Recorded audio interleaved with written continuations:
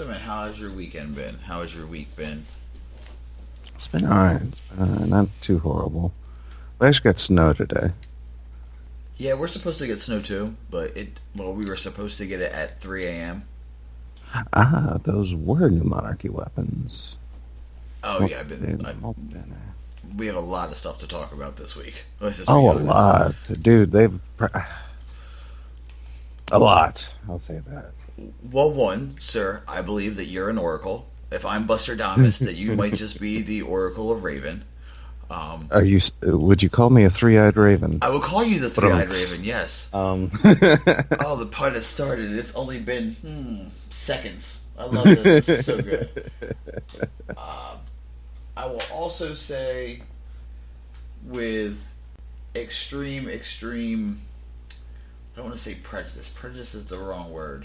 But it only took, I don't even know, man, 13 seconds maybe before I saw the first negative tweet, like, oh, Osiris is so terrible. This is the worst DLC they ever made. And I'm like, oh, man. I messaged you, and I was like, well, that didn't take long. Yeah. And we obviously we're gonna get in on this. We're gonna deep dive into some of the things. Did you want to handle the TWAB first, because it's kind of Well, all right. One thing I want to get out of the way very, very, very, very, very, very quickly is, yeah, the negativity started very fast. And I will have to go ahead and get it off my chest and say this, that I myself am disappointed.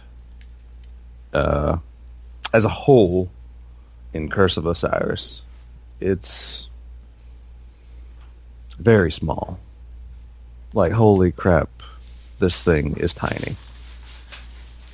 In fact, I think Dark Below had a little more stuff in it than Curse of Osiris did. But I will say, it still looks gorgeous. It's like, it was disappointingly small. I will agree, the story, it wasn't absolutely awful,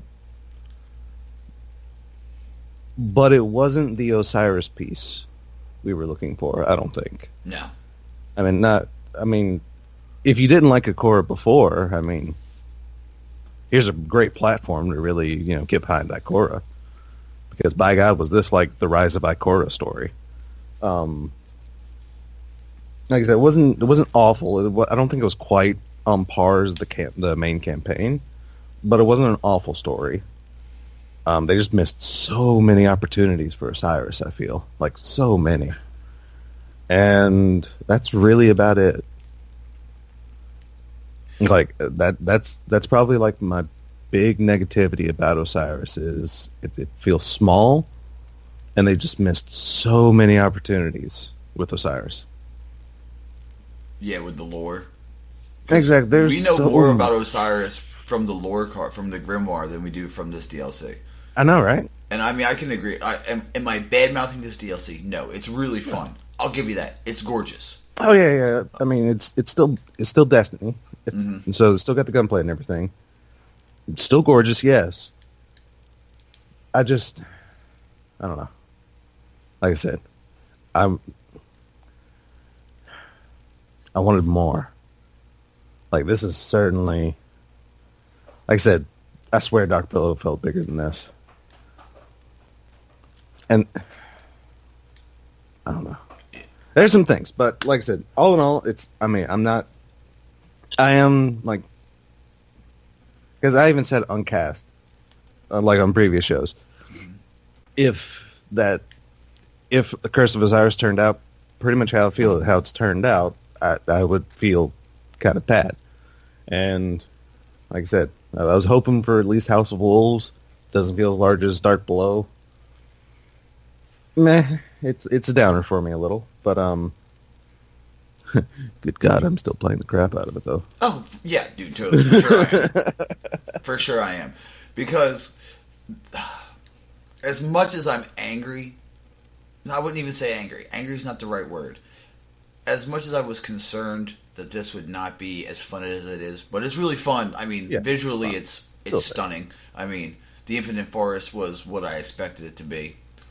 Really fun, bunch of platforming. I didn't fall as much as I thought I would. Thank you so much for that. From a lore perspective, I mean, you know, we're not the deepest lore nerds. We are kind of lore-y, though. We like lore. I feel like they missed the mark. I do feel like I know Ikora so much better. Oh yeah. Like I said, you get a really good look at like, you know, because especially like if you knew the lore and you knew what happened with Osiris, to find out that Ikora was like his greatest student is one, wow, and then B, finding out that she led the freaking charge Against on him. his exile. It's like, holy crap. So it really paints like I said, it really paints a picture between those two more so than just Osiris. Which I guess is kind of fair, but come on, when you call it Curse of Osiris, we're expecting like bukus of Osiris information that like, you know, confirmations and like crap like that on, you know, on things that we know about Osiris or thought we knew about Osiris. So yeah, I mean, and we also learned what happened to. Oh man, it hurts so much to say this. What happened to Saint 14 from a little Easter egg? And Easter egg. Yeah, it was pretty much you saw his body and you know it. But they did bring back the helm of Saint 14, which I'm super excited for, which I'm grinding for. Not just that though. On what I can only guess is Lost Prophecy number 11. The Perfect Paradox, the shotgun? Yeah. I mean, his entire, like, that lore on it, the L2 to lore, or I guess the new Grimoire cards, it's a testimony from Saint 14. Yeah. So, I mean, yeah, no spoilers or anything for the lore people, but I mean it's a very interesting read because it brings up a lot of questions. A lot. I was the most when I saw the helm of Saint 14 came back. I was like, yes, oh yes. You brought back Telesto and Saint 14 in the helm, and then I read what the helm of Saint 14 does, and I was like, oh, you're gonna make Grey even better. Thank you so much. Actually, I have not looked into what armor has returned. Because apparently, in Curse of Osiris, a lot of the exotic armor pieces are returning, which I did get Shinobu's Vow to drop. Yes. Like it's like one of my favorite pieces to wear in D1 is in D2 now? All right. And they brought back Biz's favorite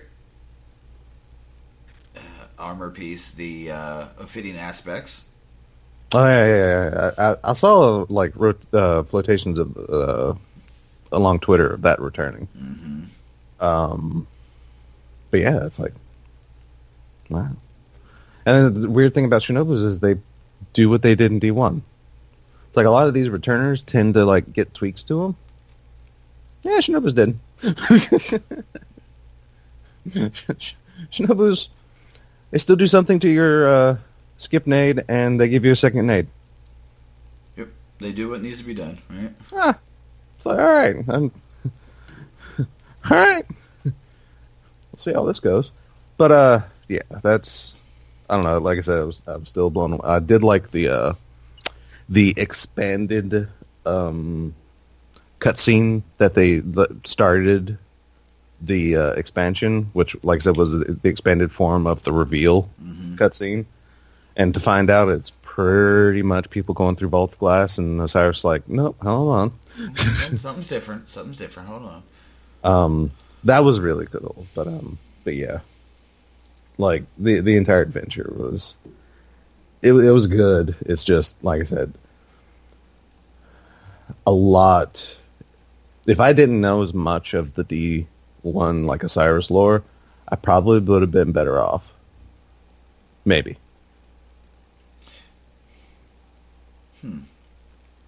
That's interesting. Maybe. Yeah. Because, I mean, I wouldn't have had this huge picture of Osiris, and I wouldn't have had these great expectations out of this campaign if I didn't know that's fair. who he was. I mean, maybe.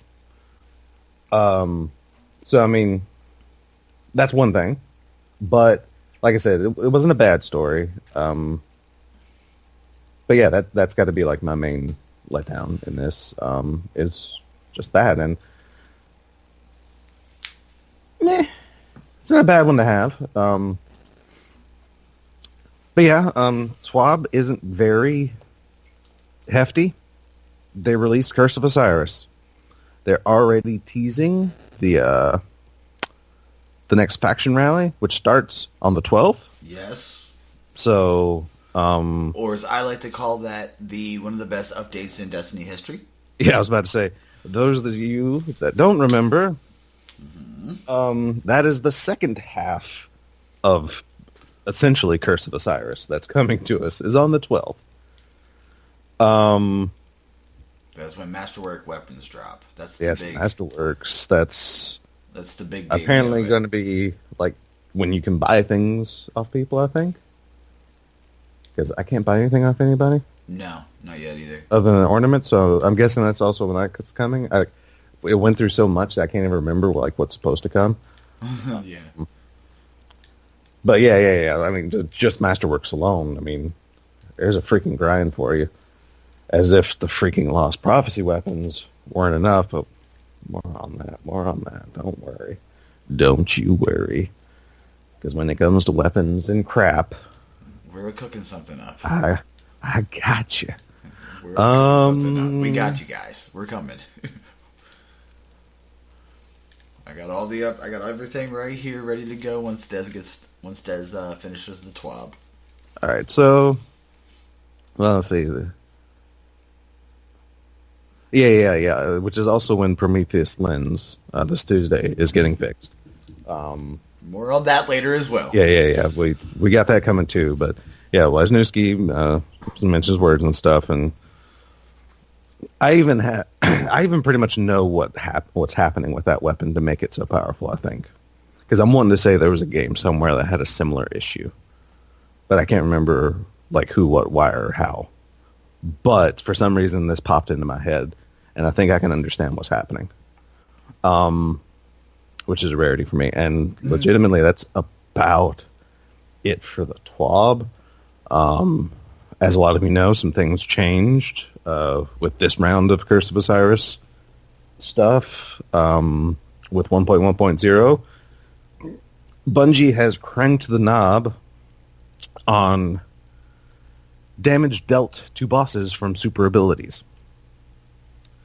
When I read that, I thought, yeah, we'll get a little bump up there. Sweet Christ, can the freaking Celestial Nighthawk Golden Gun like murder bosses again?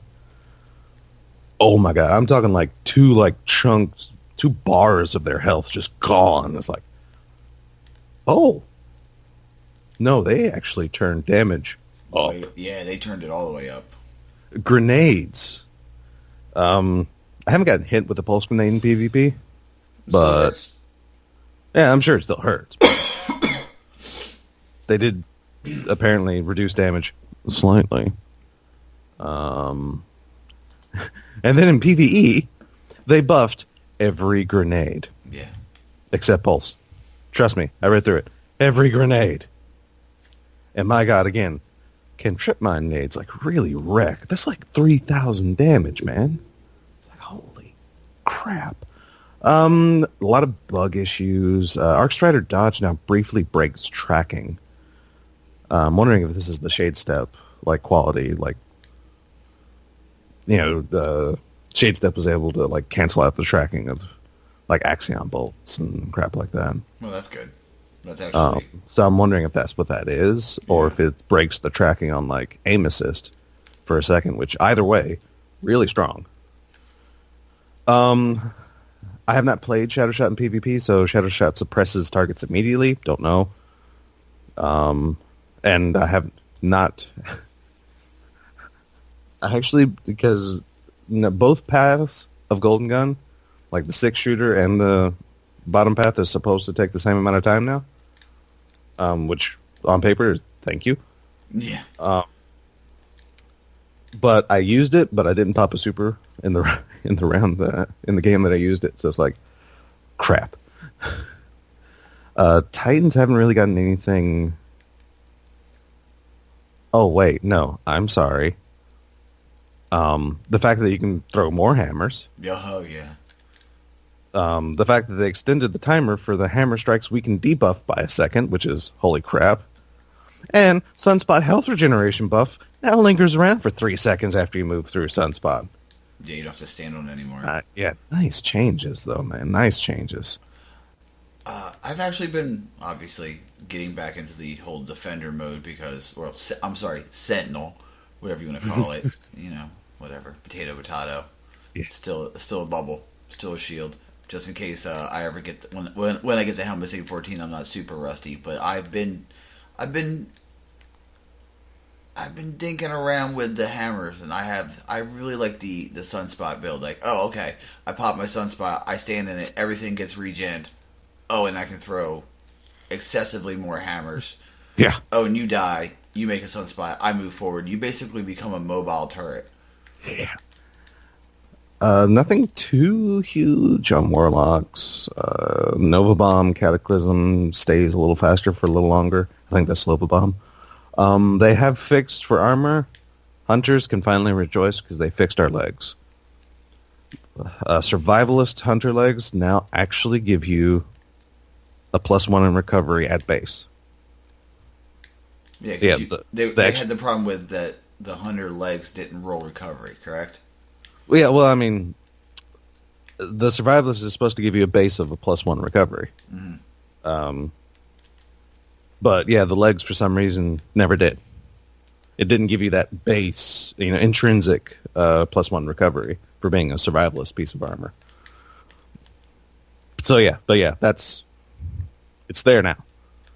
A few exotic armor fixes, nothing huge. Weapons, they increased. Increased base damage and reduced the precision modifier of precision auto rifles. And for those of you that aren't familiar with the archetypes of these things, or the fact that it's 450 RPM auto rifles, Uriel's Jiangxi origin story, these autos, Prosecutor, hit harder, just a little bit, not by much. And it's not really enough to give it a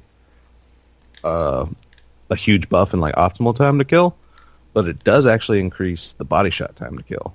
So that's a thing. And in PvE, they feel amazing. Yeah, they do. And because it says they slightly reduced the aim deflection of high caliber rounds, I haven't gotten hit with anything that can even have high caliber rounds. So I don't know. Reduce the effectiveness of aim assisted and higher range on scout rifles. Reduce the severity of recoil on Haka high impact auto rifles. And hilariously, I got a half-dan to drop. My God, that thing actually does a lot of damage in PvE. Yeah, I use the half-dan with my Warlock. It's really basically it's an auto rifle that's a slow firing scout rifle. Yeah. That's what it feels like, but it hits like a truck. It just does so much work, and I'm like, oh, okay, yeah. I'm not angry at this gun at all. At first, when I first picked it up, I'm like, okay, this is garbage, and then I started tanking, and I was like, oh man, this is. Yeah. I apologize. I love you, Halfdan. Like it's still a little bit of everywhere, but it's just controllable. And it's hilarious because it has outlaw, so it's like almost a coin toss sometimes on whether you're going to get it. It's like, is it going to end on the precision? Nope, not this time. All right. But I got it this time. I got it this time. Yeah. Hand cannon accuracy recovery now scales with rate of fire. Yay. Improved base aim assist on aggressive hand cannons. Yay. They have slightly increased the rate of fire time between bursts on all Omelon sidearms. Mercules has reported that they went from 510 rounds per minute down to 491 rounds per minute. And they have increased in time to kill by 0.07 seconds. So instead of killing in like 0.73 seconds, now Omelon sidearms kill in 0.8. Which brings them... I mean... Yeah. Is it going to stop them from being used? Nope. No. Nope. But you can survive a fraction of a second longer, which may or may not actually matter. Well, and let's just be honest. If you're playing PvP right now, it's a goddamn laser tag game. Oh yeah. We'll talk. Like I said, you've we'll got talk bigger about things that. to worry about. Yeah, we'll talk about that in a little bit. But I was going to say with the. Oh, sorry. Oh no, I was about to, just one last thing. Other than the quite incredible buff that they gave Fighting Lion, increased damage. Yeah, they increased damage. All right, to the point. Okay, all right. Fighting Lion works like a specific way. You're not actually supposed to get kills with Fighting Lion. The point of Fighting Lion is you pull it out, you pop it into like a group of enemies, you pull out your other weapon, and you kill them because I think Fighting Lion gives them like a debuff that increases like other weapon damage or something like that. Mm-hmm. And if you killed a weapon that was hit, or if you killed an enemy that was hit by Fighting Lion, it pulled around from your reserves back into your magazine, so that way you could pull it out, rinse and repeat. That's like the synergy of Fighting Lion. If you're like just doing patrols and stuff like that, you can't do that with Fighting Lion. Because Fighting Lion will now pretty much outright kill most things in low that you're like too high level for. At level activities, it does work like quite a bit better, and they did change it to where it now grants you ammo rather than pulling it from your reserve, which means you pop it into a group of enemies, you kill apparently any enemy now, and it just gives you another round to be able to fire. So yeah, now it's apparently pretty fun to use the Fighting Lion, courtesy of Datto.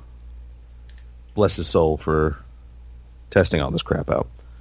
I will be grabbing the Fighting Lion momentarily and taking it into Earth just to see how it feels. I will let you know momentarily as well. Let's see. And they did a thing with the Tireless Blade Sword perk, which used to be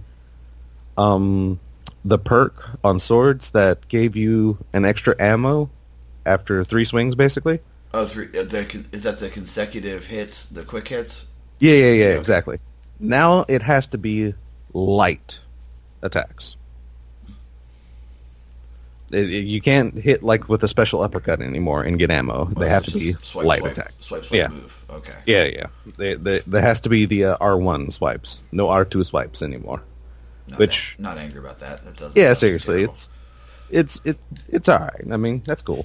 It was a little dumb with that, especially. I'm talking about the raid sword. You know who I'm talking about, because by God, that thing is amazing. All right, and then there's like a crap ton of changes that a crap ton of like small changes that they did like throughout. Where was I? Nope. Just finished weapons activities. The raid is a higher light. The raid prestige is a higher light. Fixed an issue in the Nightmare Realm with the Callous Encounter. Something about raid keys. Mm-hmm. They don't take them, basically. Oh no, they take them. Oh no, okay, well, they don't take them for creating a new character anymore, but they will take them at reset each week. Well, that's nothing new. Yeah. They've been like trying to fiddle with that, and here's hoping that now they actually have it down. PvP players are getting out of the map, no duh. Players are always getting like slightly out of the map. The Capture 5 Zones challenge now progresses for zones captured by allies, but now requires increased number of captures for completion. Makes sense. They make it a little easier, but they give you a little more to do. It's kind of what happens. So that's par for the course. Increase the rate of rare rewards and rate of legendary rewards, and increased XP for quick play and competitive matches. Mm-hmm. Which, my God, does it rain freaking loot in PvP right now? Holy crap! Like, I don't know if it's like. Actually, I don't think they're selling that consumable booster. So yeah, it's just like I could have sworn like on my first couple matches they were like selling that thing that's supposed to give you an extra reward, but it's like no, it's just like here's a legendary, 2 blues, and like 2 sets of tokens. Like wait, what?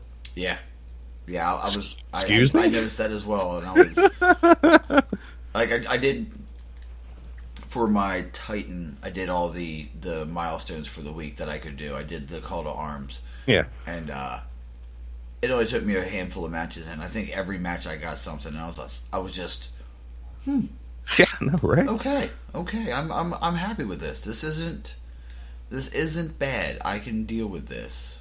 You know, it's one of those things like, all right, not mad at you. You might have fiddled with the XP. I can give you that. It's okay. You fiddled with the XP, and then you totally redeemed yourself. Yeah, so I mean, and by God, like talking about because they've like increased and fiddled, like they did the thing with the XP gating, blah blah blah. But I think because I've played a lot on my hunter, I think I've gotten like 5 or 6 bright engrams, like outside of like leveling back up to max level, which you get a bright engram, or I'm sorry, an illuminated engram every level. But I'm talking like after hitting max, I've had like 5 illuminated engrams on my hunter. Yeah. It's like, Jesus. And it rains when you have the boosters on. Oh my God. It's ridiculous. Public events. Well, wait. Strikes. Nightfall now has a higher power level. Prestige Nightfall has higher power requirements. They have fixed Savathun's Song Strike, where a crystal would fail to spawn, blocking progression. I've actually had that happen once. Which I've actually ran that strike 3 times. And no, like, the issue seems fixed. Fixed an issue in Inverted Spire that I've never seen. Increased Glimmer and increased XP. Public events. Fixed an issue with Prime Ether Servitor and something about Cabal Gladiators. Reduced the XP of some public events to bring them in line with other activities, and reduced Glimmer. Reduce the rate of rare rewards to bring them more in line with other activities, and increase the rate of legendary rewards from public events for level 20 plus characters. Okay. I've not seen, unless legendary rewards mean like legendary engrams, which I think that might be the only thing public events give you legendary wise. Yeah, they do. Okay. Because I have seen a lot of legendary engrams. I've had like 5 exotic engrams from public events, man. Like 5. I have not. How many new exotics have I gotten? None. Absolutely none. And no, I'm sorry. I actually got much like a non-pig, like one of my first engrams. I ended up getting the exotics that they give you at the end of the Curse of Osiris campaign. Oh, the Aeon? The arm. Yeah, the Aeon arms. Oh. It's like, thanks. 4 engrams later, still getting nothing new. Except for Shinobu's Bow. That's right. Okay. All right. I got one new thing. Well, it's not really new, but after, I have all the list of the I have the list for all the exotics that they brought forward, and all the new exotics that we'll cover in a minute. Man, fighting Lion does seem kind of fun. UI fixes. Who really cares about that, right? Things happened. Audio issues, PC. Sorry, guys, but I could really care less. That's the meat and potatoes of Destiny 1.1.0. Yeah. And now... Because, holy crap, do we have other things? Yes, we do. Yes, We do, sir. There. We have some gear to talk about. And boy, oh boy, do we have some gear to talk about. So for the Curse of Osiris, all the exotic weapons and armor. Here they are. The breakdown is, there are 5 new exotic weapons. 4 new exotics for each class. For the Warlocks, the Titans, and the Hunters. So everybody has something equal. We're all equal here. The new weapons. First and foremost, let's talk about it right now. Let's talk about that purple pink elephant in the room. Let's talk about the chimpanzee that will be choked unconscious. And that would be the Prometheus lens. Yes. Now this trace rifle, it's the solar equivalent to the Cold Heart. And it's also like mirror opposite in functionality. Yeah. Its exotic perk is Flame Refraction. Kills with this weapon return a fraction of ammo used to the magazine, extending the beam duration. Fraction? Come on, Bungie. That's like a 5th at the least. I'm thinking like 4th maybe that you're getting back. I mean, true it is a fraction, but that's an awfully hefty fraction. Yeah. Because like like I said, enough for PvE. Like if you can get enough trash mobs down, Jesus that Christ. freaking ball gets ginormous. You can just walk. Yeah. Another weapon. Oh, go ahead. You want to keep talking? Oh no, I was about to say that ball, which is its intrinsic perk, like I said, is like the exact opposite of Cold Heart. Because Cold Heart was a trace rifle. The longer you keep the beam on a single enemy, the more damage you did to that enemy. For the Prometheus lens, which everyone like petitioned to call it Burn Heart or Heartburn, it's like, do you guys really not get the poetic meaning of Prometheus? The Titan that was punished by Zeus because he brought fire to mankind? Come on. But the Prometheus lens fires a solar beam that, when continuously fired, creates an area of effect burn field that grows larger and larger the longer the beam goes. So like I said, where Cold Heart is a single target damage, Prometheus lens is crowd control.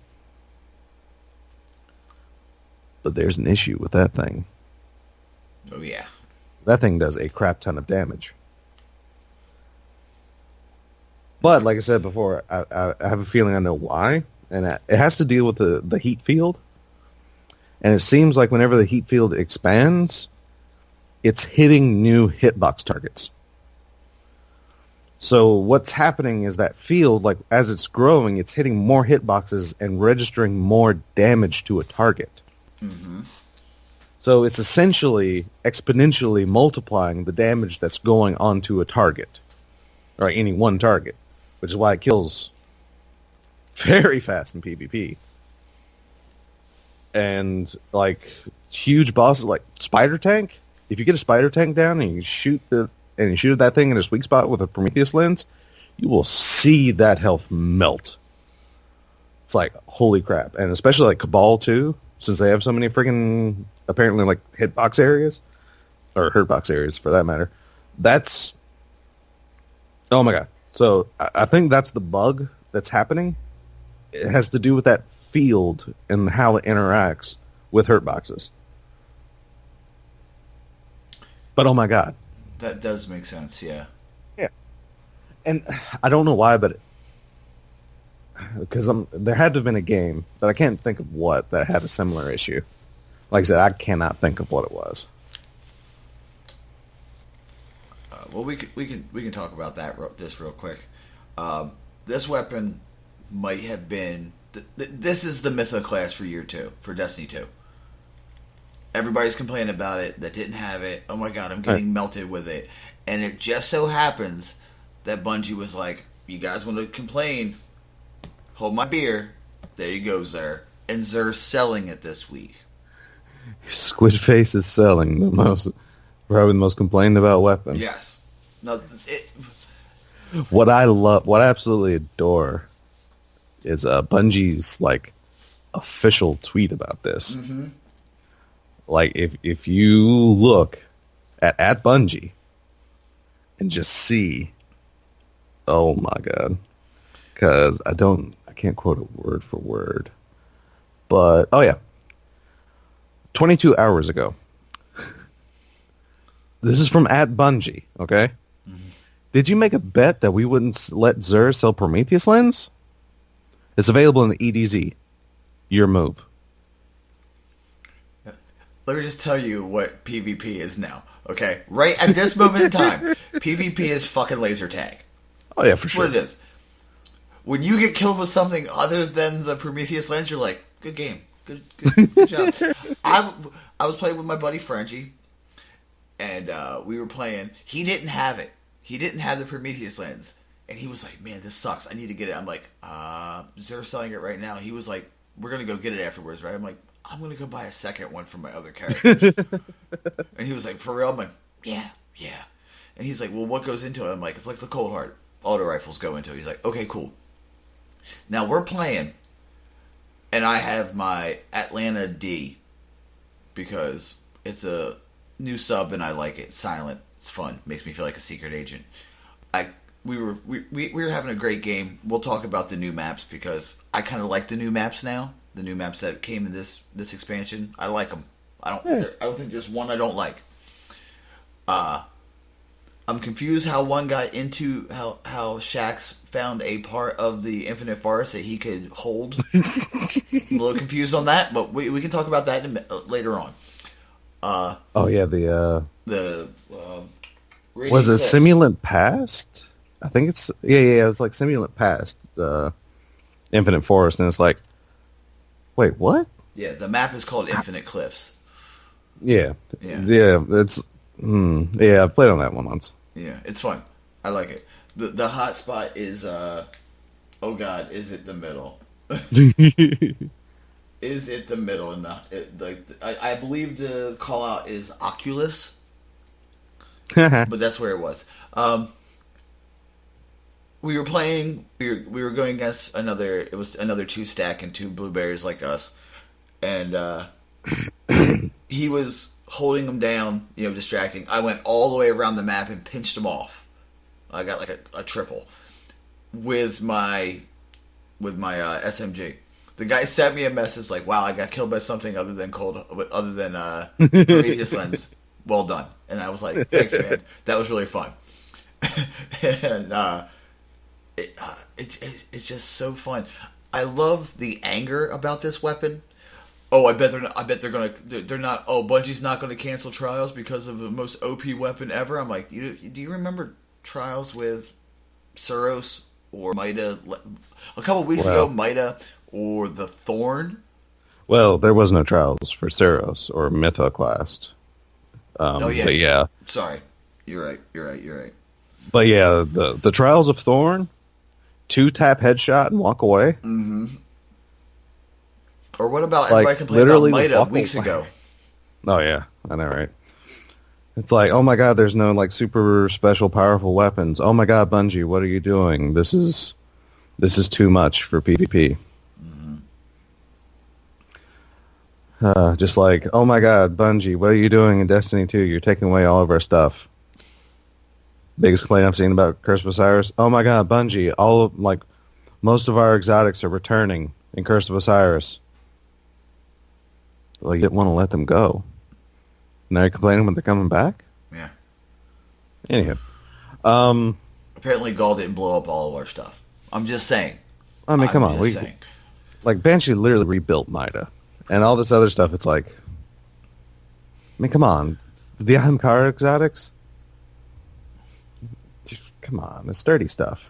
Yeah. Anyway, so yeah, Prometheus lens. New hotness. Literally. Yeah. Another new weapon, one we've talked about, the Colony, the grenade launcher. Shoots little insectoid robots that chase things down. The exotic perks serve the Colony.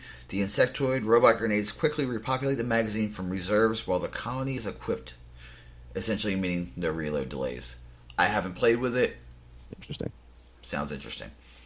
The Crimson, the hand cannon, the Red Death hand cannon. Literally the Red Death hand Literally cannon. the Red Death hand cannon. I'm not even going to lie. This hand cannon fires in a 3-round burst. The second perk is called Cruel Remedy. Kills with this weapon heal the wielder. Precision kills grant ammo. Holy shit. Mm-hmm. You made the Red Death better. Well, I mean, that's essentially, Red Death's kills not only healed you, but increased reload time. Like, almost to the factor of Outlaw. It was almost as good as Outlaw. Mm-hmm. So, I mean, the fact that this does pretty much the same thing, it's like, wow. The only downer is it's a hand cannon, when hand cannons aren't quite, incredible right now. But I'm definitely going to use it, like, when I get it, because, my God, it's a hand cannon. I'm going to play with it. Red Death. My God, it's amazing. Another weapon. This one was a surprise. The Jade Rabbit returns. Oh, that was in the trailers. Oh, it was. True. The Fate of All Fools, chaining body shots, grant bonus damage to your net precision shot. To your, I believe it's next, but it was a typo. Yeah. And also grants ammo. It's the Jade Rabbit. Yeah, Jade Rabbit's back. And finally, last but certainly not least, you guys probably knew I was going to do this. Telesto has returned. We knew about this. I've seen it in action. Mm-hmm. It's good. It's terrible. It doesn't have great range, and the handling isn't so good. But that's how it was in Destiny 1. Oh yeah, I mean it had bad range because its range wasn't from trigger pull. It was from the center of the pop rock. Yeah. But yeah, and it's people from D1. It's Telesto. It launches pop rocks. It does the exact same thing it used to. Mm-hmm. Like no tweaks, no nothing. It's Telesto. So that's cool. It is what it is. And those are the weapons. Those are weapons. Now the armors, the new armors, I'm going to say. I'm going to cover the Aeon stuff first because every class has that. The Aeon every class has an Aeon. Well, the Aeon Soul is for the Warlock. Yeah. It's Aeon Safe, Aeon Soul, and Aeon Swift. Yes. Are the 3 arms, but yeah, and they all basically do the same thing. I mean, not basically, they pretty literally do the same thing. It's Aeon Energy, which for each class, depending upon what you are, for a Titan, when you summon a barricade, as a Warlock, when you throw a nade, as a Hunter, when you dodge, doing these things grants the following to nearby Aeon Cult allies, which are people nearby that are wearing the exotic. You give grenade energy to Warlocks, you give barricade energy to Titans, and you give dodge energy to Hunters. And then other allies also receive a fraction of the shared energy. So whatever you do, like I said, grenades for Warlocks, barricades for Titans, and dodges for Hunters. When you do that, you're giving allies that energy to do more of it. Which seems a little busted for Warlocks, but whatever. Yeah, I don't know why it would be Rift. Yeah. I know, right? I mean, that, of course, then again, that might also be really busted. More rifts. Mm-hmm. But then again, more nades. More barricades. More devour. Yeah, exactly. But, holy crap. Would you like me to move to the next one? Yeah, sure, because my list is, all over the place because they have added exotic ghost shells. Yeah, well, I'm not covering that. I'm just covering the weapons and the armor. I know. I'm not doing ghost shells. It's like, Jesus. My list is pretty concise. I'm pretty proud of myself right now. Buster did a lot of work this week. The Vesper Radius is the chest piece for the Warlock. It's the golden blue bit. I think it looks pretty good. Other people disagree. His exotic perk is Planetary Turret, which basically means that when the Rift is released, it does an arc shockwave. Also, your Rift energy recharges faster when you're surrounded by enemies. Nice. The second bit, yeah. I bet it's nice, but it might be a little weird with the Warlock. You know, being a little less not Titan, Yeah. but I guess you can take it. A returning exotic, business is for you, buddy. The Ophidian aspects. Cobra. Seem Yep. mostly unchanged. Yeah, it's 100%. It feels exactly the same. It's a returning exotic from Destiny 1. Another returning exotic from Destiny 1, the Stag. Dearly departed. Oh yeah, I was surprised to see this. I was too, actually. I'm not gonna lie. I was super surprised when I saw that this returned. But the perk is better, I think. Grants rift energy when you're critically wounded, so you can pop your rift. And on death, a brief healing rift is left on your corpse. Oh, see that? Yeah, that's a lot better. I mean, it's still not super strong, Nope. but it's not as useless or confusing as the original Stag. Mm-hmm. His original Stag, well, other people probably figured out how it worked. I didn't, I sure did. especially when Ophidian Aspects came out. It's like, nope, this is what I'm using. Moving on to the Titans. Obviously, we talked about the Aeon Safe, Barrier Energy. Probably, arguably, one of the most ugly exotics I've ever seen is Caprici's Horns. It is fucking ugly, but it's useful. I'll give it that. Playing as a Sunbreaker, this I kind of want this, even though it's fuck ugly. Okay, it's called the Solar Rampant. And apparently this thing is meant to look like a ram's head. I don't see it. Capri. It's based off of because even hunters have Capri Sting. Oh. This is which is hilarious because they introduced Capri Sting with House of Wolves, I think, when they introduced Trials originally. Capri is an Egyptian figure. It's the dung beetle that would push Ra the sun across the sky. Ah, okay. Well, that makes a little bit more sense now looking at it. Yeah. It's a beetle. Okay. It's Solar Rampant, which recharges your barricade following solar damage kills. Notice I said damage, not ability. And it also unleashes a blast of solar energy when your barricade is summoned. Ooh. It's a cone. It's a Ooh. That's old school nice. D&D 15-foot cone. That's what it is. Nice. That actually gives you some offensive capability with the barrier. Yeah. Nice. Not just healing with the with the Alpha Crest of Lupi. Alpha Lupi. Yeah. Of recharge. Which I thought was a great change to Alpha Lupi as well. Yeah. Like, made it just very useful in a myriad of situations other than when it wasn't D1, poor guy.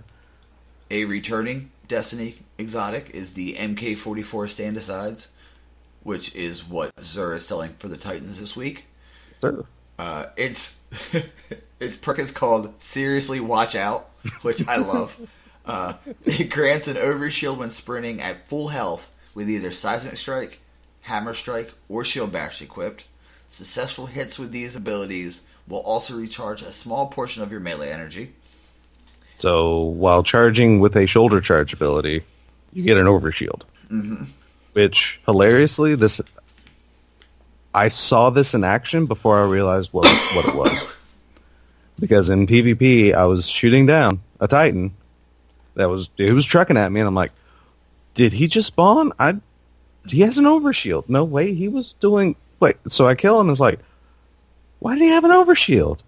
Later that day, I start reading up on some things and doing some work on the spreadsheet, when Xur sold him. I looked at him, it's like, oh, that's how he had an overshield. Okay. So yeah, that was about to be messy for me, apparently. And finally, you guys probably knew I was going to do this, but the Helpless A14's back. Holy shit! In my little notes I put, holy shit! They brought back my baby. Thank you. I love the shield. Okay. Oh God, yeah, that is better. Yeah. Oh, it's special. Its exotic perk is called Starless Night. You know it blinds enemies that enter your Ward of Dawn. Yeah. It also temporarily blinds nearby enemies when you're guarding with your shield. So yeah, it's just wow. Yeah. Ooh. Oh, you want to make one of the best exotic helmets in the game better? You just did. Yeah. That. Ooh. That's nasty now. Because not only do you have to worry about like, again, like, okay, for those that did not play D1 and that may be new to D2, don't rush into a Ward of Dawn, especially when you see the like Roman flare, like helmet. If they're wearing like a Roman thing, don't go into that bubble. It's not going to be nice for you. But now you have to worry about shooting at a sentinel that's blocking. That's blinding you. Oh. It's immobilized. Yeah. Which, it's like, holy crap. Which this isn't the only exotic that does that this time around. Moving on to the hunters. Buddy, this is I saved this one for you. I know, right? I've only seen one, which as I've said earlier was Shinobu's Vow, which was one of my favorite exotics to use in D1 because it came after Skip Nades got nerfed a little bit. So Shinobu's Vow was essentially unnerfed Skip Nades, and I loved it. Like I was either using that or what was it called? Was it Tarantella? Tarantella, was it? Yeah, okay, I did have it right. Whew. Yeah, other than Aeon Swift and Shinobu's Vow, what we got, Buster? The Gemini Jester, which are a leg piece, exotic legs piece. Its perk is called Misdirection, which disorients nearby enemies and temporarily removes their radars when you use your dodge ability.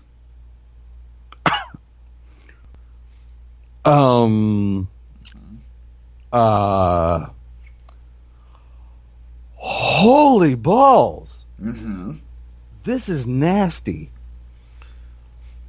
Oh my god! And if you freaking if you combo this with the shadow step that makes you invisible.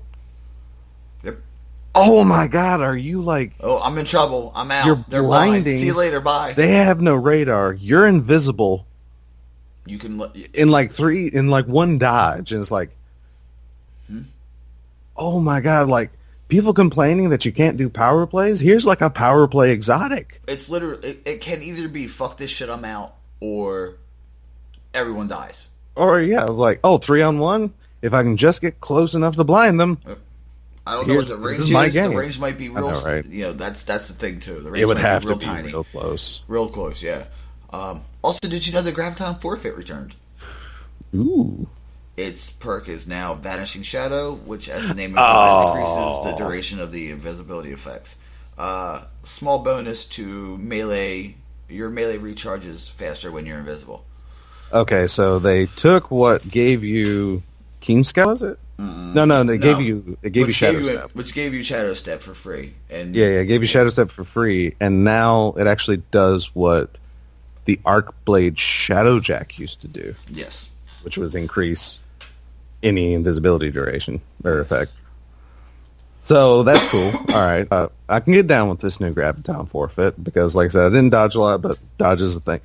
This is again not an exotic I thought they would bring into D2 for the sole fact that all hunters dodge now.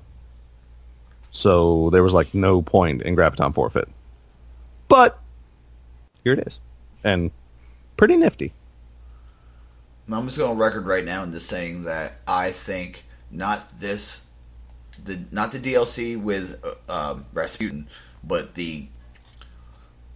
as we guess, there's going to be a Savathun DLC. I'm calling it now. Bad Juju's coming back. Probably. They're bringing back the fan favorites. If they revisit either the Hive or the Taken, yep. Then yeah, Bad Juju's probably going to make a comeback. Sadly, also probably along with Thorn. Probably Thorn as well. Yeah, exactly. Because both of those weapons have heavy ties to Hive and Taken. I wouldn't be mad if they did what they did with the Crimson. Yeah, like something. Like change it, keep it, but change it. You know what I mean? Like maybe a scout rifle that because we do know that there's a cult of people following the footsteps of Dredged and Yor. Yes. And in fact, they call themselves something Yor, I do believe. They take like his quote-unquote family name. Or do they take the Dredgen name? Crap. They take one of them. I can't remember which one it is right now. But yeah, there's a cult, and they're following in their footsteps, and they're still around. Like, there's certain pieces of either Exotic Sparrow ship that has talked about this cult that's still around. So, I mean, having a modified thorn-like weapon is entirely possible. And with Toland floating around in taken throne worlds, bad juju can come back though. Yes. And I wouldn't be mad. Well, depending on how they do Thorn, the Thorn weapon, I may not be mad if it comes back. but if it's pretty much like it was in D1, especially in its high rise. But yeah. So yes, those are the returning new whatever exotics. But yeah, a lot of them seem to be returning, but at the same time, I don't think a lot of people get the fact that actually like remodeling these exotics. It's like there's no difference in them making a new exotic or remodeling an old exotic, because it's not like they're importing directly. Because even Mida has new artwork for D2. So it's not like a direct import, but they're actually like recrafting these things. And they're probably doing this for the smaller. Like, I would not be surprised if we still had like predominantly returning in the Warmind DLC either. Oh, yeah. Because for these, I do understand that they are on like a really, probably an even tighter development time than even the tight development time of the main game. Because, you know, they need to try and get this out very soon after the game.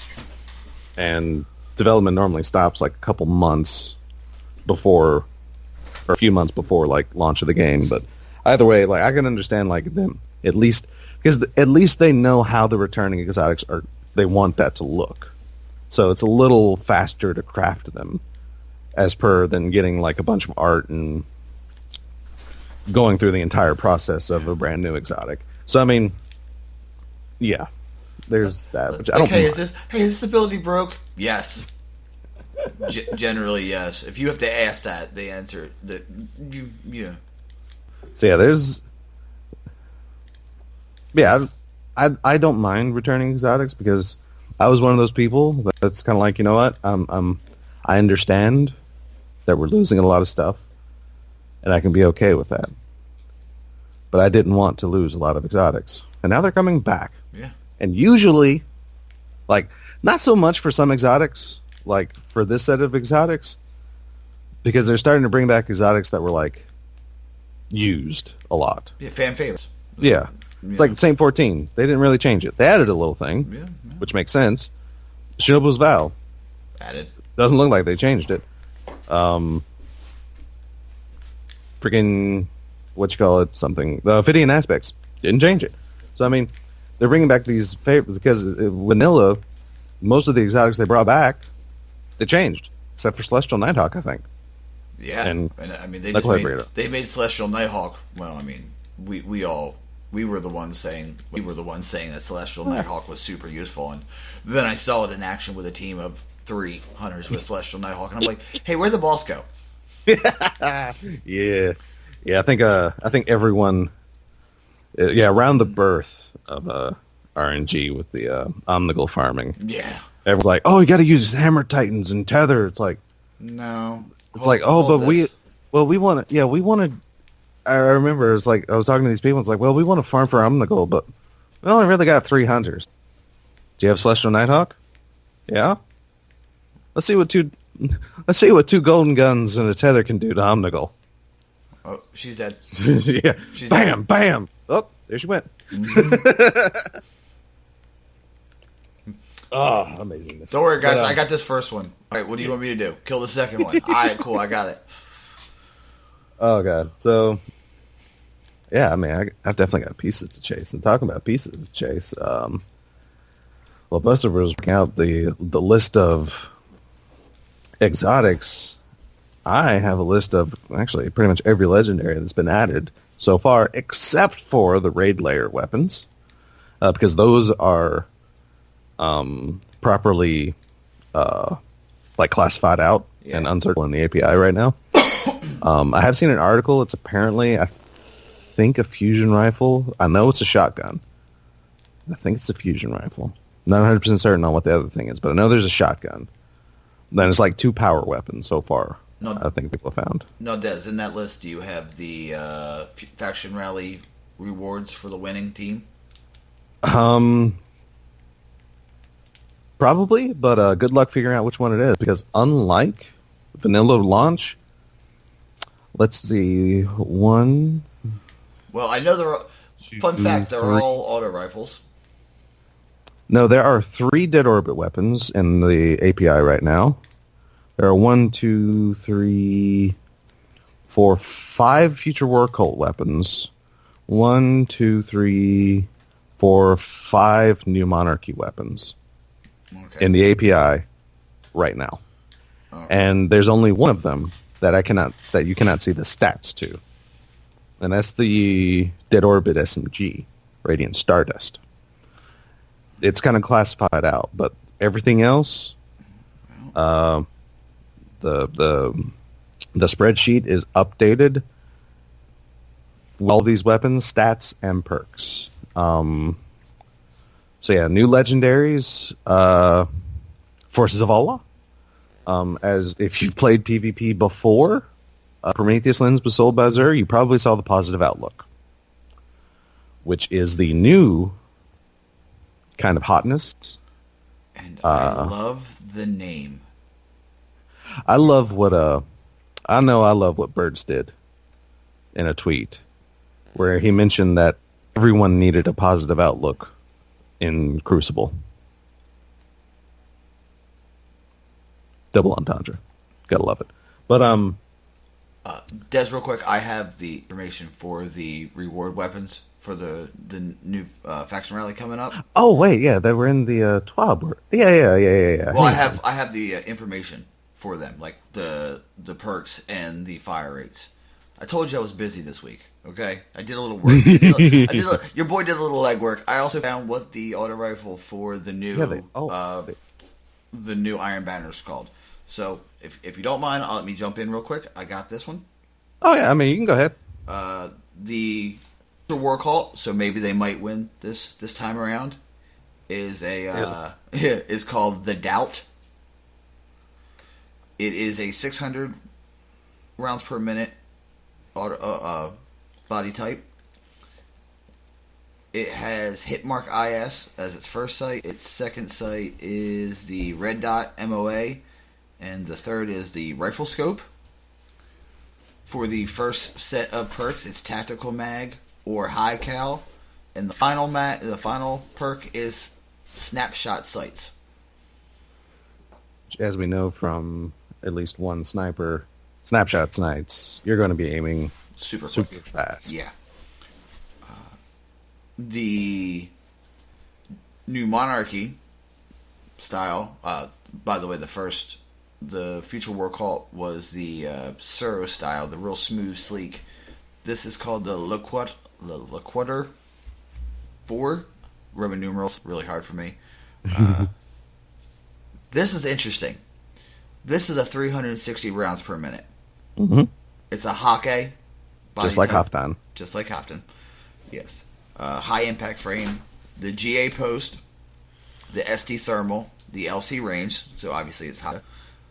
Ricochet rounds, appended mag, alloy magazine, and high impact reserves. Which former glass half full. Yes, former glass half full. Is what high impact reserves, which. Like I said, you have that for it, but I gotta say, if you enjoyed the Halfdan, you will super enjoy Loquit. Oh wait, no. Loquitur? Never mind. It's the other way around.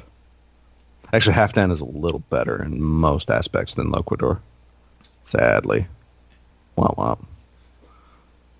And the dead orbit is called the Hollow Earth. Yeah. It's the Viced shape, the Viced style. It's 720 rounds per minute, and it has obviously it's a rapid fire frame. They have the barrel mods, so it has arrowhead break, hammer forge rifling, polygonal rifling with ricochet rounds, steady rounds, and Zen moment. This I'm interested. Like hilariously, when I was going through the weapons for the spreadsheet, and this is before because doing the work on the spreadsheet, I missed out on this week at Bungie early. Mm-hmm. So I didn't know which weapons were going to be like faction rewards or not. This is the auto rifle that I was figuring would get me interested in a dead orbit win. Because it's got Zen moment. It's got Ricochet, which we now know has a hidden effect of pushing like damage fall off. So it's like and it's Viced, which has like some of the highest time to kill if you can hit your headshots. So it's like crap. It's like that's the gun because it's like stat-wise, it's like holding its own in a lot of areas. It's like kind of middle at best in some, but not horrible range, pretty good stability and such. So I mean, it's got good like auto rifle stats, and then moment and ricochet rounds. Like, I really don't want to say I want Dead Orbit to win, but if they win, it's not going to be a surprise. Yeah, if they win, it's actually going to be a deserved win, and watch them lose. Yeah, watch Future War Cult win this time. Yeah, watch them lose. Mm-hmm. So yeah. Well, if they don't patch the Weep, we all know how to do it. Oh yeah, for sure.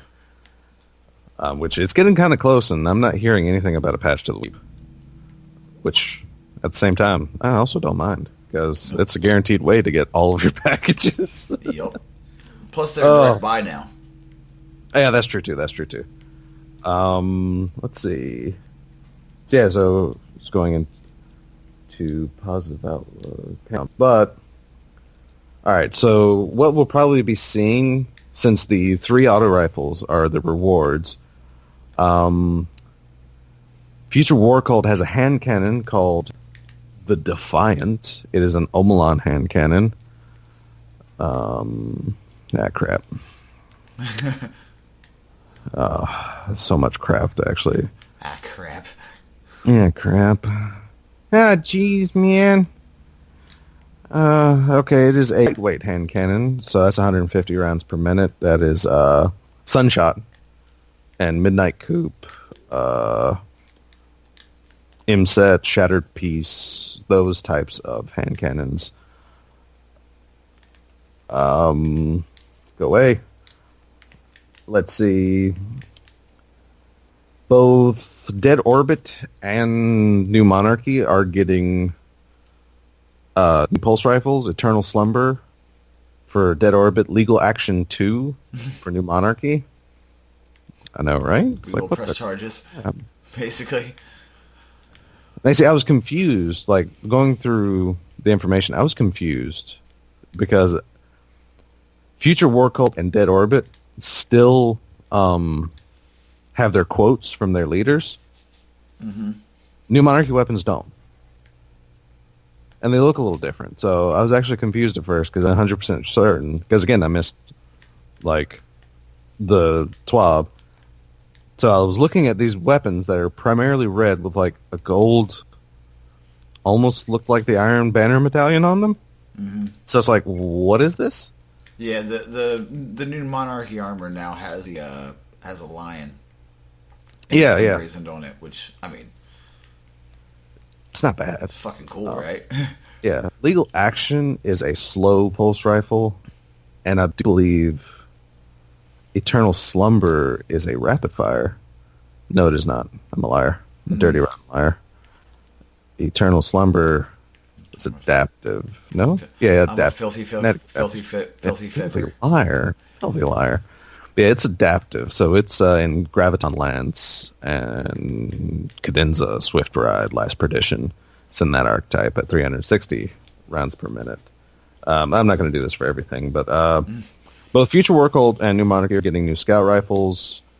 Dead Orbit is getting an SMG. Once again, this is the one that the SMG is the one that had like the stats locked out, so I thought that was going to be a reward. No. Future World is getting a sniper rifle. Both Future World and New Monarchy are getting shotguns. I do believe the Deicide, or is it Quicklime? No, the Deicide is a new archetype of shotgun. It's like rapid fire shotgun, which they're also introducing a new archetype of hand cannon, like a new fire rate for hand cannons. And then New Monarchy is getting a grenade launcher. Yay, a grenade launcher. I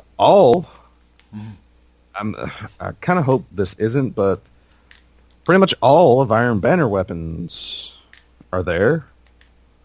Ordemon's Anvil is the auto rifle. Krimel's Daggers, the hand cannon. Jorun's Claws, the pulse rifle.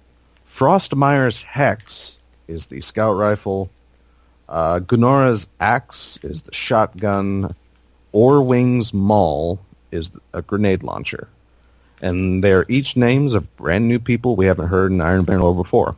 But I said, we know who the Iron Lords are. Who are these guys? I know, right? And here's the thing, because like Oremond is being listed in the flavor text as being the first person to forge weapons for the Iron Lords. Yeah. So are we now just talking about the people that help them do things? Like, yeah, he was the first one who forged. He was the one who taught us how to run. Like, come on, man. Yeah, I mean, this is... And Frostmire's Hex is actually interesting because it said she's always enjoyed a good blizzard. Yeah. It's like, are they hinting at this, cryo element that the community has been, like, begging for?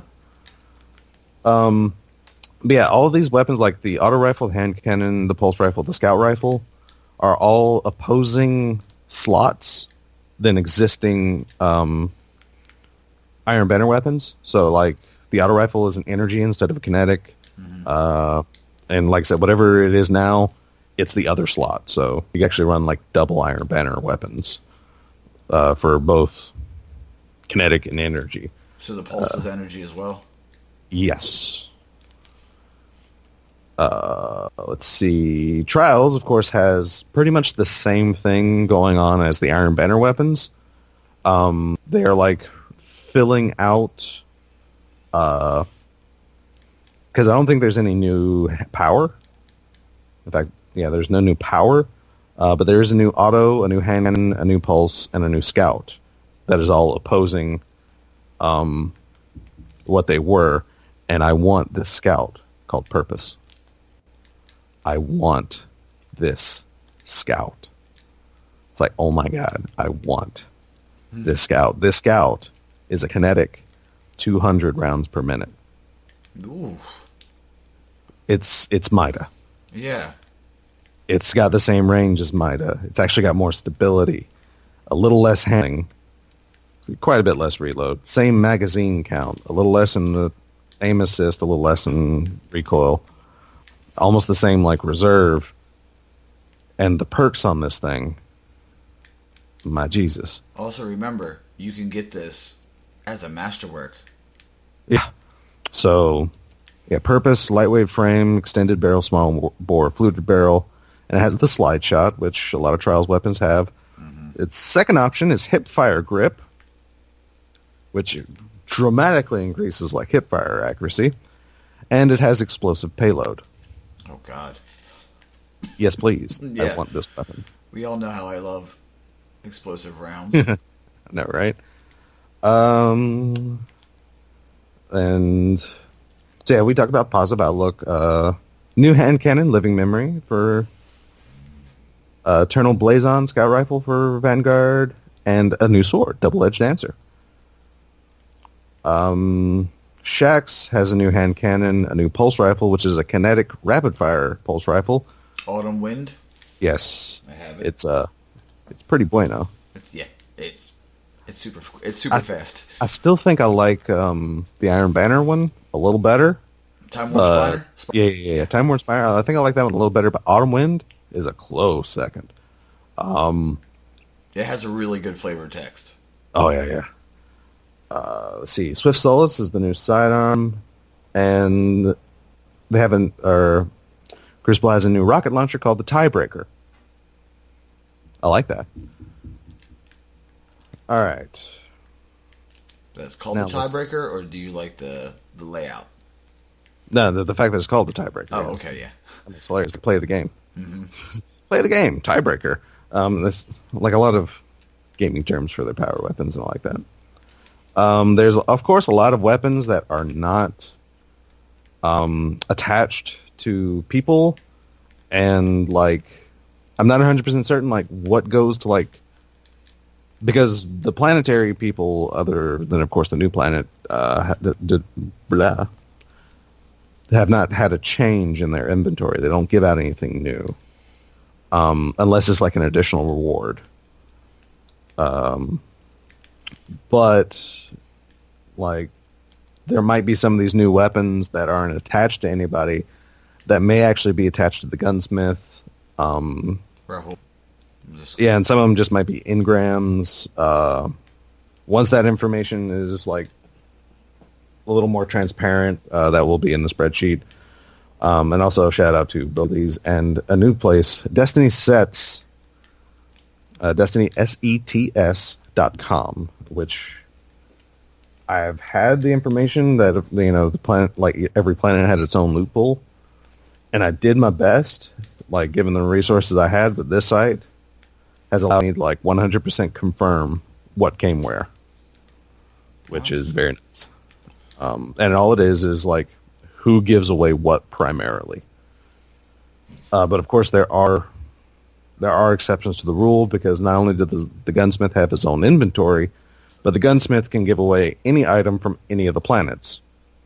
Obviously, of course, other than Brother Vance's Lost Prophecy weapons, which your boy has been very, very busy, because I have 4 Lost Prophecy weapons. Oh my God.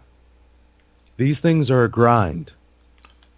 Like, holy Christ. But didn't everybody, wasn't that the major beef with the and community? Actually, yeah, that's one thing. It wasn't a grind, right? Well, I mean, and that's one thing, like, I'm actually, like, nobody has actually mentioned a good negative or positive, the grind on these weapons, which I'm kind of glad for, because I think that is a missing itch in the community in general. Oh, yeah. Because a lot of people have kept quiet about this, and, like, not a lot of people have really come across with the thanks on how, because, dude, these things, they're not, they're not exactly bad. They're close, though. They're freaking close. Because we're talking about, okay, before I figured out a little bit about these prophecies, oh crap, now I can't, because I did them on my hunter, which is why I have not played any other character this week, because I have all 4 of this week's Lost Prophecy weapons. Verse 1 is a scout rifle. It is a slow rate of fire scout rifle, which has Outlaw. It's probably like my favorite, like 150 scout rifle, actually. It looks awesome. It's Garden Progeny 1. There's like lore behind it because it's got a prophecy behind it. It's got like flavor text. And like, sadly I didn't write down the text to get it, but there are a lot of items to, like, once you're capable of starting to collect prophecy offerings, they'll come from like a very like wide range of activities. There's Radiolorian cultures, which, yeah, they're acquired from public events and chests. Or Mercury? Anywhere. Yeah, that's the thing about these things. They actually happen anywhere you're playing the game. Anywhere. I was doing the easy flashpoint, collecting these pieces, but I did not realize at first the Radiolorian cultures are actually the hardest thing to get, because in order to upgrade, because there's 2 rarities of these items that you need. There's an uncommon and then there's a blue rare. And trust me, for Radiolarian cultures, like I said, I had like 3 or 4 exotic engrams drop off of like public events. Mm-hmm.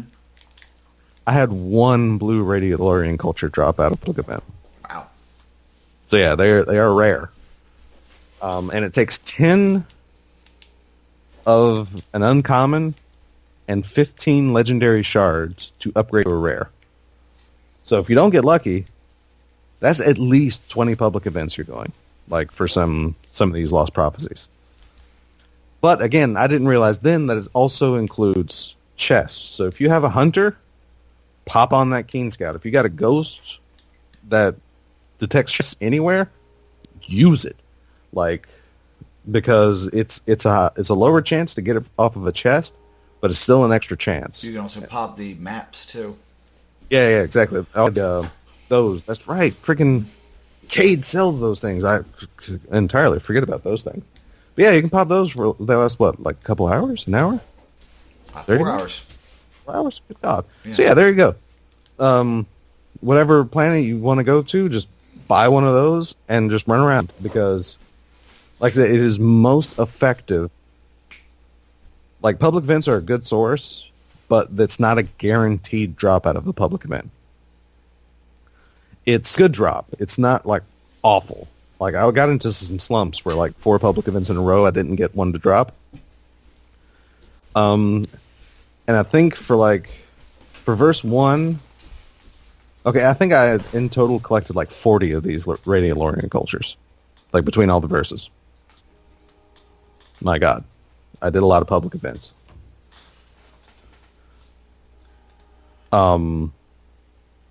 See, I found it weird that it's all public events and not just the based public events. But I understand. If it's a killer grind, then yeah, I understand that, you know. It's what I've been doing. It is what I've been doing. I have 263 EDZ tokens just from like 2 days of grinding. That's like my public event grinding right there is 263 tokens. Yikes. Yeah. Which on the good news, like killing the extra targets on in public events now give you like 3 now instead of like the 1 or 2 they used to. So that's actually like really good. You collect a lot of freaking tokens now. But yeah, so the Radiolarian cultures come from all chests too. It's a planetary chest. Not sure about region chests. But high value targets, when you kill them and you get a chest that normally just has Glimmer and a token, that can have a Radiolarian culture. Public events, like those. There's another piece. I forget what it's called because I don't have any on my character. But they come off of strikes, heroic adventures on Mercury, because that's the only place that has heroic adventures right now, and crucible matches. So there's another one for that. And I've actually gotten, because I did heroic strikes, a lot of for those grindings, and you actually get 2. Crap, I really wish I remember what they were called. But you get 2 of them for a heroic strike. You usually get 1 for most crucible matches. So that's not too harsh of a grind. And I actually ended up getting, I think, 2 blues of these in a strike. So that's not too harsh. And then there's one prophecy offering that Brother Vance doesn't even ask for yet. They're Hermione blossoms? Hermione blossoms? However you want to pronounce that. But, they are acquired by completing Nightfalls, 9 matches, and heroic strikes. Which I didn't realize that because, again, Vance wasn't asking for them. And I just collected these while I was because I was knocking out heroic strikes. So it's kind of like 2 birds, 1 stone, rarely. And I've gotten like 3 blue of those out of like the however many freaking strikes I did. But yeah, they are... Don't do what I did. Space it out. Don't spend hours grinding strikes, or not strikes, but primary public events. The strike grinding wasn't too bad, but just pace yourself. Do like a Lost Prophecy a day, maybe every other day. Keep yourself sane. Because holy crap. I'm just like really glad that, it is relatively easy because of the tools there for your success while you're out doing them. And like I said, verse 1, slow rate of fire scout rifle with outlaw. It's very nice. Feels pretty good. Verse crap. I gotta find it. Verse 4 is a slow rate of fire pulse rifle, which is basically Stranger's Rifle like 3.0. Because I wanted to mention, but I ended up never doing it. But this thing has the same like bottom piece, has the same like structure as the Stranger's Rifle. Machina Day 4, what it's called. It's from Lost Prophecy verse 4. It's feels pretty good because, like I said, slow rate of fire, but feels pretty good. And the fact that it looks like the Stranger's Rifle, like one of my favorite pulse rifles in D1. You think I'm not going to use that? Des, did you notice that Osiris called Sagira Little Light? Oh, yeah. Because that was, like, supposedly, according to theories, it was Osiris. Like, according to some of the original stories for Destiny 1, it was Osiris that the Stranger was working with to help you along. Yeah, so that might have been his way of being like, Yeah, like it's they poke at you and be like, nudge, nudge, know what I mean, know what I mean. I know, right? It's definitely a reference of some kind. And like I said, the fact that one of the pulse rifles attached to the Lost Prophecy weapons uses The frame, the Stranger's Rifle like frame that they haven't used they've only used this frame like now 3 times in the entirety of Destiny's history. The scrapped Fate of All Fools Scout Rifle, which only one person has.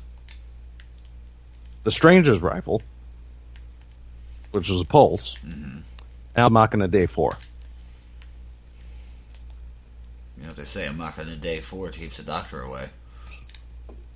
I'm sorry. God damn it, I apologize. Or don't. If you like puns, then you're welcome. All right. Verse 3, as shown off in one of the live streams, is the Jack Queen King 3 hand cannon. It's 150 round per minute. Oh, which means it's a brand new one. Holy crap, I didn't even realize that as I was using it. It feels really good, let me say. In PvE, it feels really good. Haven't had the bravery to push it up into PvP just yet. But it feels really good in PvE. Like I said, it's faster than anything else right now. Like any other hand cannon. There's only one other hand cannon that is in this archetype. Lightweight frame? No, that's precision. That's 180 RPM. My bad. Okay. But that's still actually one of the Lost Prophecy weapons. I was thinking about the wrong one. Because that's west of Sunpulse 7. That's verse 7. That's 180. Yeah, either way, like, for a faster, for lightweight, it still feels really good. And then verse 6 is the Soul Pariah 6. It's an energy SMG. And very similarly to the Omelan's type of SMG, which... The one with phase mags? This actually has an Omelan, like, partial frame to it. So it does make sense why it has this. But yes, it does have phase mag, shifting it from a 900 RPM to a 600 RPM. But this SMG, I might actually try using in 900 RPM because one of the other choices, well, it has flared mag and then it has phase magazine, but its bottom choice is ricochet rounds. Oh. Yeah. So that might be worth it to like shoot at 900 and like use it at a slightly better range. Might actually be worth it. So yeah. And it does feel pretty good. Like, feels pretty stable on 600. I haven't really used it much at 900 just yet. But like I said, it's tempting considering it does have ricochet rounds. And yeah, and that's what I've been busy doing because, holy crap, holy balls, got a lot of grinding. Like, oh yeah, you got to put some effort into these weapons, but I'm glad for it. Like and they all require the same thing, correct? Most of them do. It's like okay, one lost prophecy may take like one rare Radiolarian culture and like two rare things you get off a strike.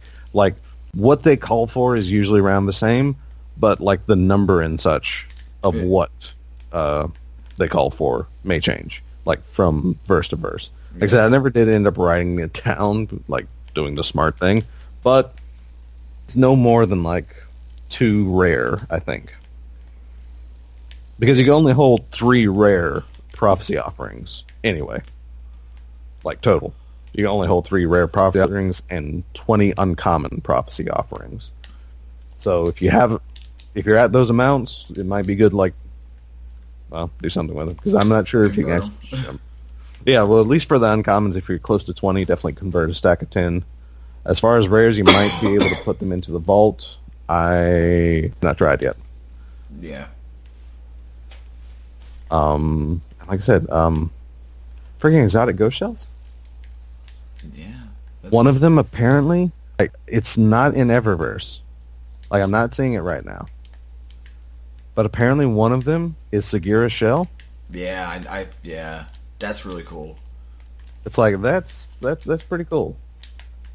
Because I don't know if it's like it was supposed to be classified or not, but all they're showing is like the star map shell, which these exotic shells, like, they're actually really good. Do you like the new ghost shape? You get used to one design for so long, like changing it is offsetting, but I could see me getting used to them because of what they do. Mm-hmm.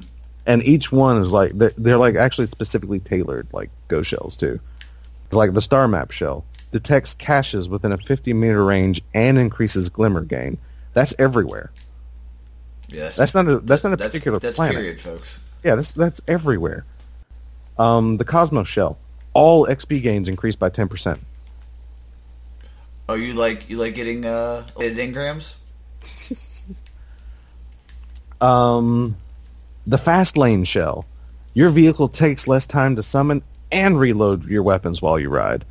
The second part I don't give a crap about, but that gives all of your sparrows the fast, like, tap square and it's there. Oh.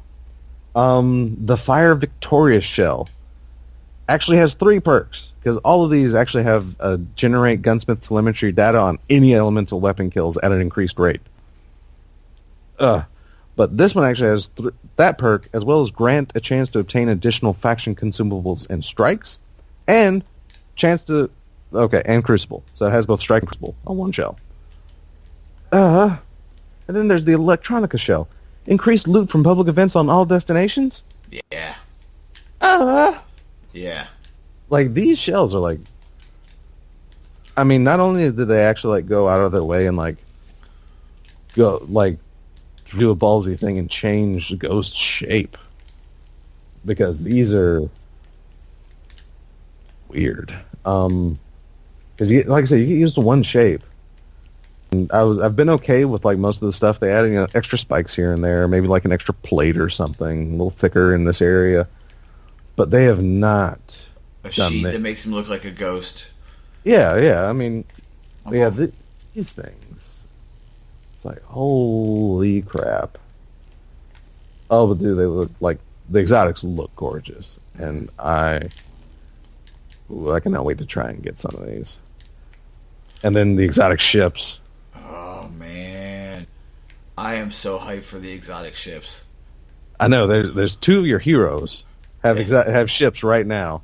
Saint 14's Grey Pigeon and Kabir's Glass Aegis. Yeah. It's like 2 of your Titan heroes. Yeah. And they both have exotic ships. The Grey Pigeon looks fucking cool. I mean, the streaks off of it. Yeah. You know. And I love the text for that. Like the name? Pigeons are the only birds left in the city sky. One of the many last things we fight for. If you have a problem with that, we could step into the crucible. Mm-hmm. Oh, God! 1v1 me, mate. That's pretty much... That's pretty much what Singapore King was saying. God. Do you know who I am? Do you know who you're talking to right now? Oh, God. And as usual, Sparrow designs. Oh, there's only 3 of them this time, but they're a little... Even they're a little... The Osiris one, the Curse of Foresight. Mm. It's very different than what we've normally gotten. Very different. Let me ask you a question, since we're giving our impressions of this DLC. You know me. I'm the Titan. I have to have, my Titan look good. I have to have the color scheme right. How do you feel about the shaders this time around? Yeah, I've barely paid attention to what shaders I've gotten. What's been new. Yeah, that's what about new. Let's see here. Which, because I know you so well, that doesn't surprise me one little bit. I'm mostly confused by Kairos Black. Mm-hmm. Why are you calling it black when it has no black? Yeah, I think you think it means something. I think you think that word means something it doesn't. I know, right? It's like Kairos Black. Where's the black? I see bright blue, but they had new Vanguard. New Vanguard's pretty good. Mm-hmm. And I do like some of the Mercury Prophetic on some weapons looks really good. I have tried that out. I like the gold. I like yeah. I like that one. I kind of like the predecessor, the antique looking one that gives you the patina. Yeah. I kind of like that on some weapons. Those ones. I mean, I haven't found the one that I like. The black is like we said, confusing. Like how do you call it black if there's no black in it? There's a lot of blue. Could be there's blue. A lot of blue. There's a couple really weird, wonky ones. I mean, I think they did. I think they did good. Yeah, it's not. There's nothing really. No missed opportunity, but there's no hold on. Let me just find one real quick. I got it up. There's no the Mercury Vex Chrome doesn't. That's the gold. I think that's the gold one, but there's no Dusk and Dawn and Dusk. There's no Indigo and Matrix. There's nothing that really. There's nothing popping. Yeah, there's nothing that pops my top. And there's one missed opportunity though that could have. Oh no, wait, that might be it. That might be the closest thing to it. There's no you might think, because there are so many references to Vault of Glass. When the Descendants, when the Descendant Vex, come out, it's like Ghost makes mention. It's like, oh, we haven't dealt with these guys since Vault of Glass. Like I said, the intramatic. I still say that looks like Vault of Glass, and it's heightened by the fact that there's a bunch of Guardians There's rushing 6. against Vex. Yeah, there's 6. There's only one thing that we can do in 6s. Right? And it's like they're rushing against a bunch of Vex that's coming out of almost like a pit, kind of like Templar encounter. But yeah, I mean, you could have brought back Chatterwhite. I would have been mad. I would not have been mad at all. Or brought back a Chatterwhite and kind of freaked it out. Call it Throne of Glass. Yeah. Like something, But I mean, the closest you get is Precursor Vex Chrome. Mm-hmm. Which, I mean, it's white and gold. It's all right. It's not too bad. I can see that working a lot, really well for certain weapons. Mm-hmm. But yeah, I'm not seeing anything that really super pops out.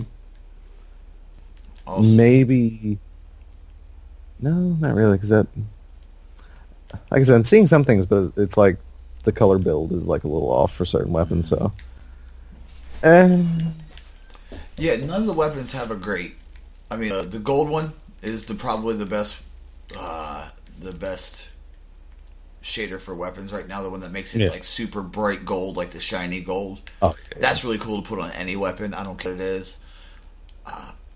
My question though, since we brought up the Kairos,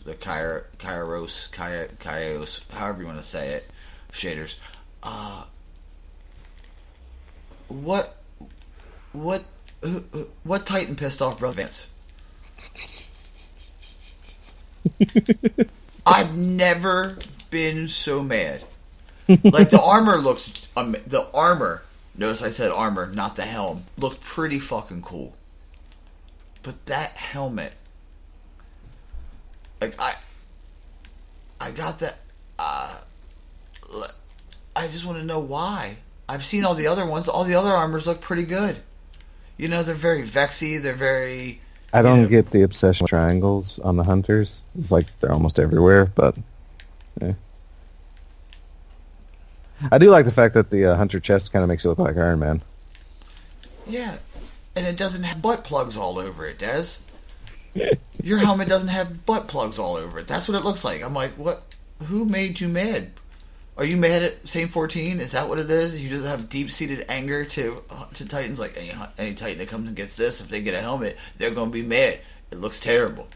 Because that helmet looks god-awful. One of the few criticisms I have of this right now. I mean, is the campaign short? Yeah, we covered that. It's short. Yeah. Is there a lot of replayability? They're missing a few things in replayability, but excuse me, I'm just getting over a cold, so I've been muting as much as I can. Sometimes coughs sneak up on you. Yeah. Do I see that they have replayability? They can. They have horde mode. Yeah. I played the adventure. Oh my god, I know, right? I played the adventure. That's a horde mode. You just need to keep it going for as long as we want. I know, that was so close. I mean, just the fact it's like, keep them off this. Oh, here's lanes. Like, oh my god, but it's only 2. See, that's the point in time we need like 3, 4, 5 like steps to this freaking thing. Even if they just got, I mean, I understand that keep them off the plate was a part of the mission, but they don't need to keep them off the plate for the horde mode. Just keep them coming. You know what I mean? I clear the horde, wave done. I mean, wait, wave starting soon. This is definitely like I said, like and missions are like, and I will not take one thing away. Like, oh god, what's his name? Crap, I forget his name, but because it's so sad. Favorite boss design is in this campaign. Like my absolute favorite boss design. Pro something. The main boss for the story. Yeah. Pladomos or Pleiades, something weird. Something very vexy. I know, right? And but is he one of the few? He's one of the few big Vex with hands. Crown. Pleiades. Past.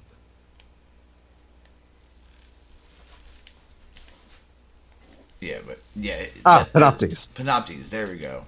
It's a Vex name. Okay, it's a very Vex name. It's definitely a Vex name. But yeah, the fact that he was a unique design. Mm-hmm. Like as soon as they mention or like, I mean, I figured like because of it's a Vex. Even before I played it, even before like I figured campaign boss was going to be a giant minotaur because Atheon, or maybe it was going to be a giant Hydra because Templar. Mm-hmm. Or the Nexus Mind, or the Regenerative Mind. I mean, Bungie really hasn't. It took until D2 for them like to stretch, Vex boss design a little.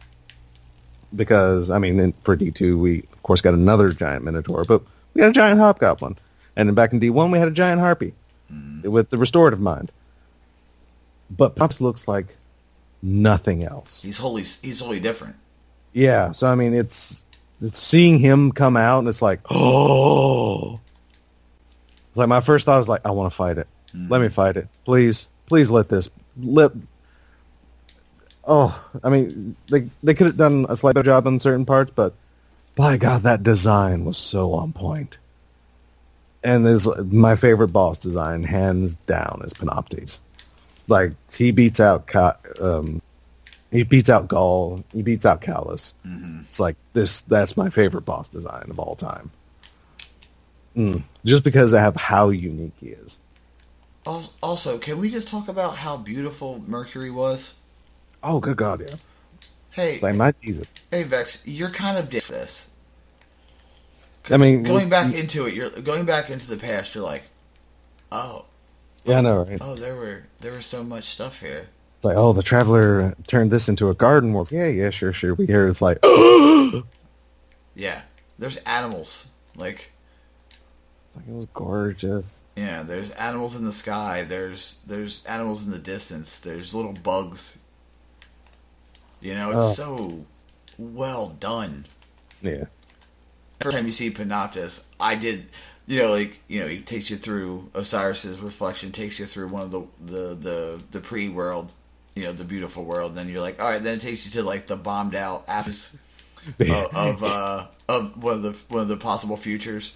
Yeah. And then Panoptes shows here's up. The future they want. It was like, yeah. Oh. And he's like, run. And my instinct was to run away and not forward into the portal. Yeah. And then I saw he opened a portal. I was like, hey, Dick, maybe we should say I'm going to open a portal for you as opposed to just run. But I'll open a portal. Get out of here. That could have been better. That's your shtick, Osiris. I can't do that. I don't know how to fidget cube. I can't tut my way into time travel. But yeah, the last fight, like I've seen some criticisms that it was easy, which, yeah, but it was a little easy. But I did like the fact that they did use like the Osiris reflections mechanic, like we're guiding you on what to do, just in case you didn't know, like where to go. Like for the actual damaging of Panoptes, like I say, if you get stuck, watch where the gold reflections go, and that's where you need to be. And even though his character was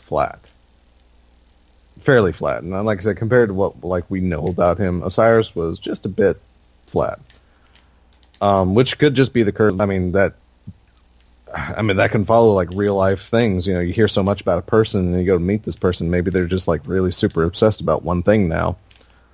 And all of a sudden, the person doesn't live up to the legend. I mean, maybe that's kind of what they're looking for. That also could be his curse. Probably. Mm-hmm. I mean, yeah, the curse of his obsession is dead. Like, a lot of people are like, well, what's his curse? And it's like, it's got to be his obsession with the future. Not just the Vex, because he's only obsessed with the Vex because of the Infinite Forest, because it can predict the future. Here's an interesting thing, though. A nice little tidbit. It's actually in one of the... It's actually a lore, because speaking of... Crap, which one is it? I have it here. What is it? Verse 5, yeah. Traveler's Judgment. Has an interesting bit of grimoire attached to it. Here we go. Do you have it? Yeah, here we go. Because this flavor text is like the prophecy. A visitor ignites the sky, and in the truth of light it dreams. Above the dead and yet to die, a laid with fire screams. And then like the grimoire attached to it is very interesting, because it actually... I'm going to really have to dive into like the lore in these weapons and like really sort things out, because the grimoire attached is like how to interpret the lost prophecies. The theory in vogue right now with the followers of Osiris is that the first 5 verses refer to the Black Garden, the coming of Gaul, the Traveler's Awakening, and Gaul's subsequent defeat. It's a convincing interpretation, even conceding that prophecies are much easier to interpret in hindsight. There's just one thing. If Osiris used the Infinite Forest to develop his prophecies, and the Infinite Forest cannot accurately simulate light, how did Osiris predict the Traveler would wake? The Forest's very inability to predict this very thing is what prevented Panoptes from breaking ground with its apocalyptic calculations. I must assume, 1, either verse 5 does not refer to the awakening, or 2, Osiris has prophetic resources at his disposal other than the forest. What they are, I have no idea. See, that adds so much more that they could have possibly, because one of the questions is, well, why, couldn't Panoptes, if they could see the future, it's like, so what was keeping the Vex from doing it? Well, there's one explanation right there. Panoptes and the Vex in general could not accurately simulate the light. So even though they could see the future, like that they wanted, they couldn't quite see the stepping stone to get there. Oh. So the light's a variable that they can't calculate for. Exactly. And which actually even lures to the fact that even though one Vex, Curia, was taken, as we're finding out, that's actually more attached to the Taken than he is the Vex anymore. Mm-hmm. So that the one insight that they could have into paracausal abilities, they don't have. Because he's a Taken. Yeah. So he's not sharing information with them anymore. Mm-hmm. But yeah. So, like I said, that little bit of information adds so much more. And perhaps that's what terrified Osiris. Maybe Panopsis was that close to being able to come to kind of simulated calculation of light. Oh, he had... Oh, okay. Which could have been the issue, why he sent Segura away. It's maybe his time in the Infinite Forest was working against him. Maybe as he was looking through the possibilities, maybe Panoptis was peeking at him, trying to figure him out. Because, as we mentioned before, the shotgun, Perfect Paradox, was it? Yes. Has another very interesting bit of lore with concerning Saint 14, and he mentions, I never found Osiris, but I've killed a Vex to end a war, and they in turn struck a fatal blow. They completed a mind with the sole function to drain the light from me. It worked very well. Don't worry, not that you worry much. It took them centuries to build, keyed to the unique frequency of my light. And I sit atop its shattered husk. I mourn that I will never reach the heights you have. To me, you represent everything a guardian can become. Yours is a thriving city, so different from mine.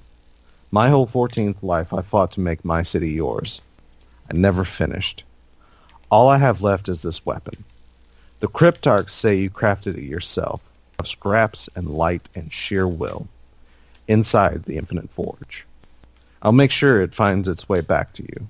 When you gave it to me, I swore I would make it my duty to follow your example. I'm still trying. So... Right, my Titan's an XO. Yeah, but as we find out, it took them centuries, but they were able to make a thing to drain Saint 14's light. So, it's quite possible Panoptes may have come close to a breakthrough just by studying Osiris. Which, like I said, all the information... Maybe Panoptes was built to do the same thing, to take Osiris's light. Oh no, Panoptes was just to find. He was to turn all universes into the Vex. Well, no, he was to find it. Panoptes' home is the Infinite Forest. That's what he's over. He's over that calculation machine, that prediction model. His job is through simulation to find the path where the future leads to the Vex, and that was his job. Mm-hmm. And of course, we quote unquote killed him, but he's Vex. There could be a backup.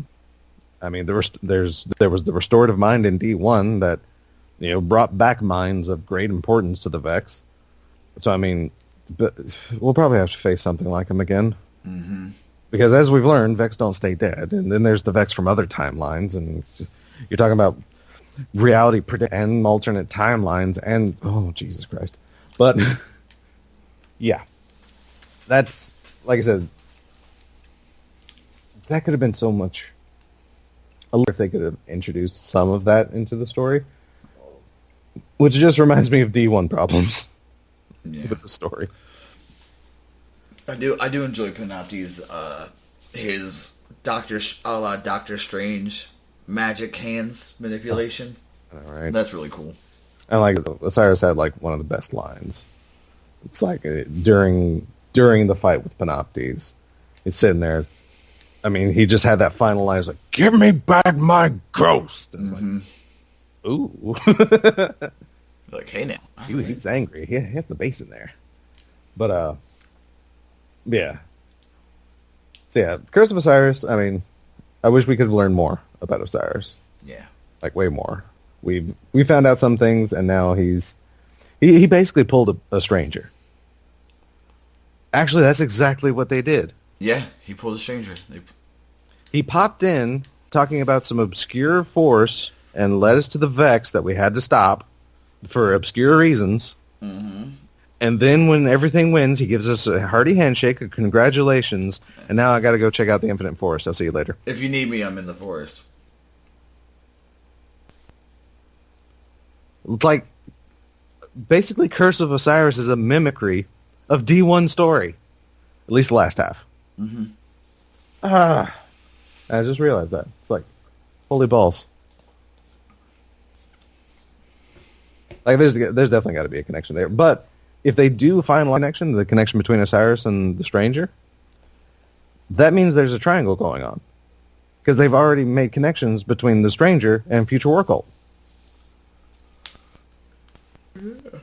Because you got the exotic from Future War Cult. Mm-hmm. You got No Time to Explain. Oh, okay. Oh, no, wait. Okay.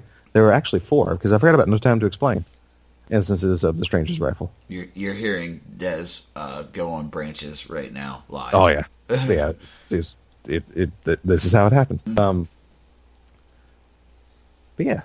But like I said, that's an entire triangle, which is something I thought about earlier.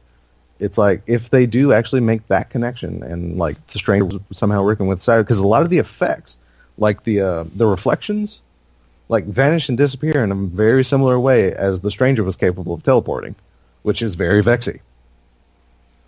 And then, like I said, there's the connection to Future War Cult. Future War Cult's been around for apparently centuries. I mean, time travel is part of their forte. So are all 3 of them just working together? I mean, is their war just ever fighting through time with Osiris? Like, maybe the Future War Cult is the true cult of Osiris. Bum, bum, bum. Dun, dun, dun. Yeah, and then we find out in Curse of Osiris that the cult of Osiris never even met Osiris. They're just fanboys, basically, which I did not like that direction. Yeah, no. Like, what they did to Vance and what they kind of turned the cult into. I mean, it's fair, it's their IP, but I liked Vance better in D1. Yeah. They like turned him into like, they went full 180 like Osiris fanboy. Oh, you think you know Osiris better? Well, how many books of Osiris did you write? It's like, no joke, that's like a pretty fair proximity of one of his voice lines. And it's like, seriously? I also like how Ikora was like, yeah, it's Brother Vance, one of Osiris's more energetic fans. Also, it was funny when you walk into the lighthouse the first time and then goes like, man, it was way easier to get into here this time. I know, right? I was like, yo, that's so good. Even though there's discrepancy. Because this is supposed to be the lighthouse from D1. Mm-hmm. But nothing is similar. It's like the main room looks similar to where you open the chest. That's it. Vaguely. It's like everything else, like, because there was no portal to get to that area in the original lighthouse, and none of like the very distant skyline looks similar. But if this is actually supposed to be the lighthouse from D1, there's like a drastic amount of explaining that they have not done. Yeah. That would kind of ease my mind a bit, because I'm trying to wrap my head around I went walked around the lighthouse, like from the outside, trying to find familiar places. I found a region chest in like the back of it, but yeah, I did a lap around the lighthouse just trying to see, and I couldn't make connections. So, like I said, it would make me feel a little better if it was maybe a similar but different lighthouse. Yeah. But I think it's the same place even. So, I mean, I don't know. Because it's just different. Because, I mean, of course, you didn't see the big hulking infinite forest in D1. And that's, that's fair enough. Yeah. I mean, I'm not gonna complain about it. But, like I said, there's just so much more. There was so much more into the lighthouse space in D1 than there is for D2. And I would be okay with a similar, maybe there was more than one lighthouse. That's cool. I'm okay with that explanation, but I would like some kind of explanation. Yeah, don't just assume I know. Yeah, because, I mean, for people that haven't been there, of course, haven't been to a lighthouse, they won't know the difference. I was lucky enough that in D1, I think I went 4 times. So, of course, not as much as the people that did trials carries in D1. They would know that space like the back of their hand. Literally. But yeah, I've been there a few times, and nothing was similar. And there's a region chest inside the lighthouse that I was able to collect, but I can't tell you how to collect it because I didn't open it. Somebody else in the social space opened it, and I noticed I had a map marker, and it's like, oh, the force field's gone. Okay, I'll get the chest. Thanks, buddy. Well, thank you. Yeah. So I still don't know how to open it. I did it out for myself. I've seen videos. I've seen that title, How to Get the Region Chest in the Lighthouse. Seen it. Want to figure it out for my own. Yeah. But now I have it, so now I really don't care. Just like the raid lair. Oh, yeah. I've heard, I haven't seen any of it, still going in, Brother Vance blind, but I heard once you get it, it's basically like a Crota's End. Yeah, I have heard that comparison that it's basically Crota's End with a boss fight. Mm-hmm. Now, what they mean by that, I'm not sure, because Crota kind of felt like a boss fight to me, but, whatever. Yeah. But yeah, so, which, I mean, it's pretty much what I called. You're trying to tell me that Crota, when he went to the crystal room, wasn't a boss fight? Okay. I mean, sure, there weren't a lot of boss fights in Crota's End. Not like, as we've come to know boss fights. Crota might legitimately be the Death Singer. Is technically another boss. So, yeah, there's 2 in Crota's End. So, I mean, because the Abyss doesn't really have a boss. You just get through it. Yeah. The bridges, you get over them. And there's kind of a horde battle in the end, but no boss. Like I said, then you get to the Death Singer, and that's... It's boss back... Yeah. It's maybe a boss. It's sub-boss, boss, major boss back-to-back. Yeah. Yeah, okay. I can understand that. So, I mean, yeah, there's that. And like I said, I haven't read much about the raid layer except for that criticism. The weapons that are attached to it so far, which are, I guess, Emperor Callus themed weapons, which I'm not surprised at because it is still the Leviathan. And it seems like what they'll be doing is filling out the slots of weapons that they didn't have in the Leviathan and putting them in, adding them with the raid layers. Which is fun. So, yeah, that's cool. I mean, good God, there's so many weapons in 2. I mean, it's fair. I'll give them that one. Now, if they add another raid layer for the war mine, would you... Oh, they're going to. Yeah, well, would you be upset if they kept it Callus themed? No, because that's their thing right now. I mean, but yeah, they've already said there's another spot for the next raid layer for the next expansion. So I mean, it's going on the right. Yeah.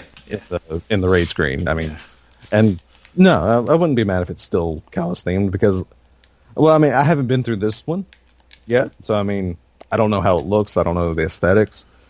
But so long as it looks different, I mean, just the possibility behind it, because Leviathan is a world eater, like they've mentioned. So I mean, there's chunks and pieces of all kinds of worlds possibly in there, and who knows? It could be a borderline like pocket dimension there with entire worlds, ecosystems that even Callus himself may not know about, like living in there. Like that kind of idea frees up a lot of space, like to create things, because they don't necessarily like the weapons they give. Like I said, are still Callus themed. Have no clue if the visuals are still Callus themed or whatnot. And I do know the name of the final boss, which is interesting. I might have gotten that spoiled as well. Is it spoiler?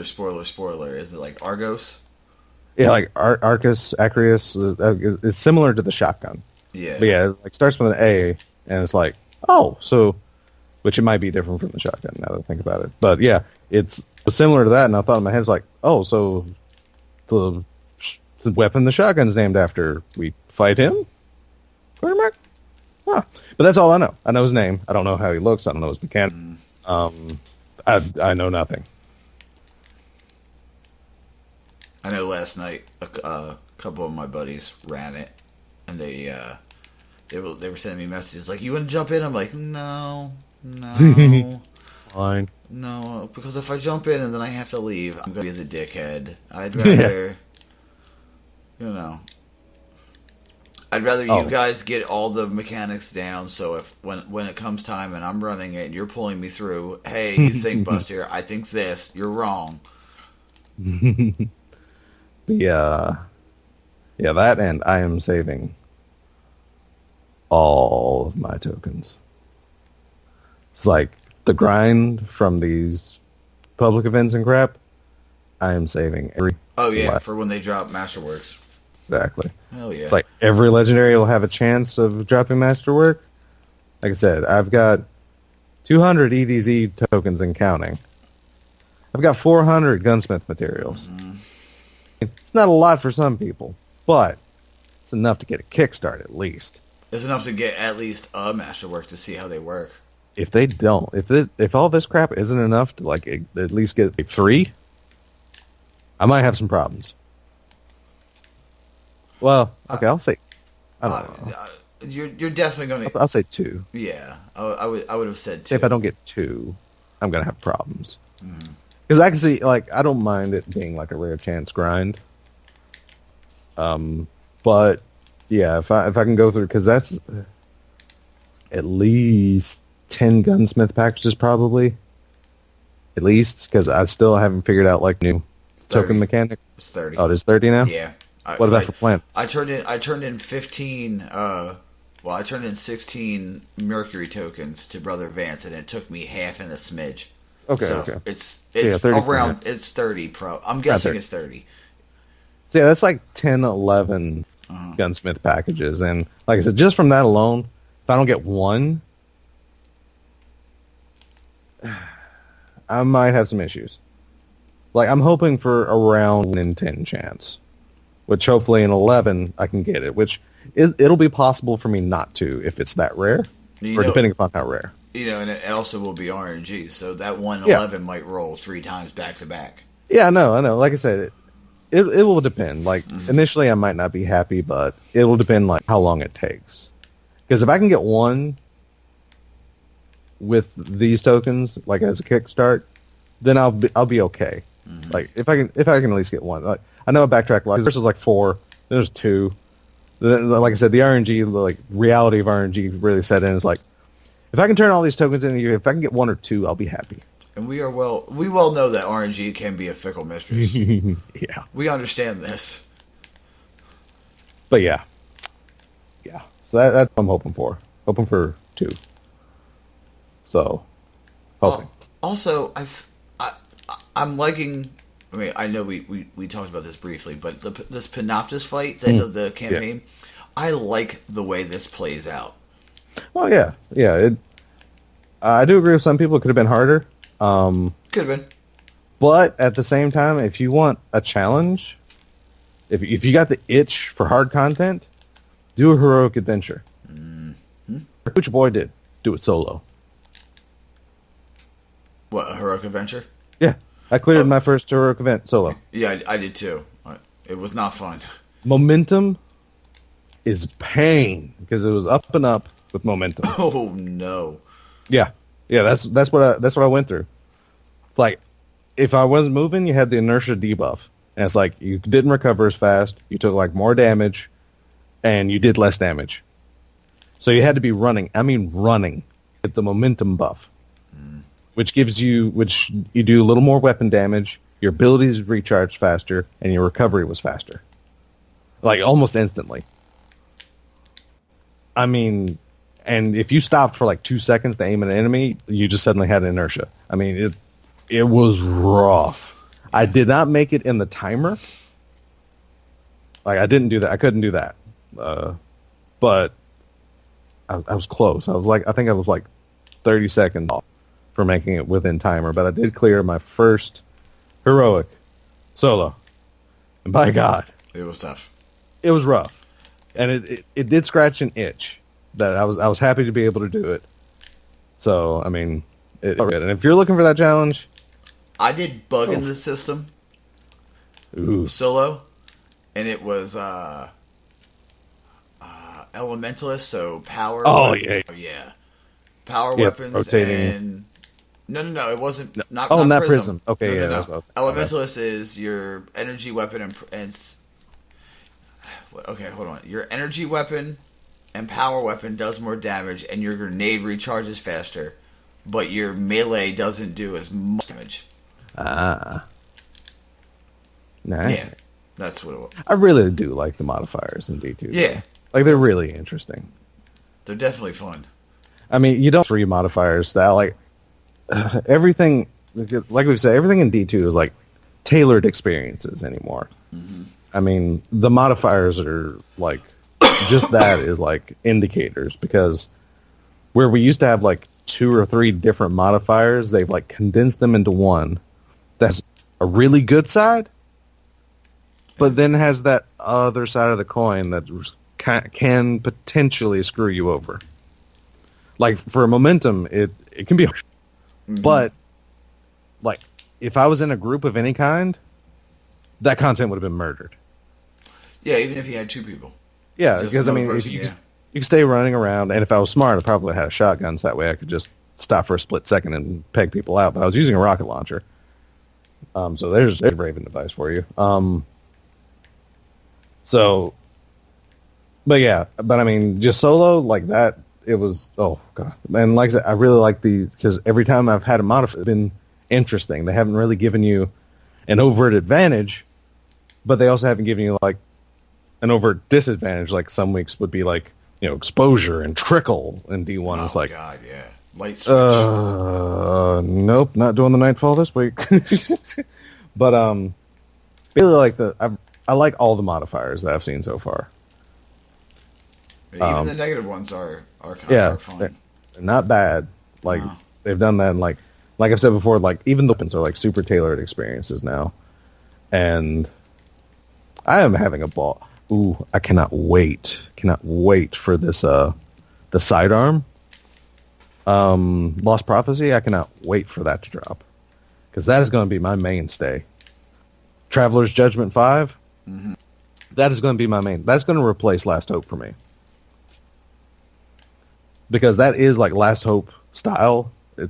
It's actually a non-Omelan that's going to have the Omelan active, so it's a 3-round burst. And like its stats are like way better than pretty much any Omelan.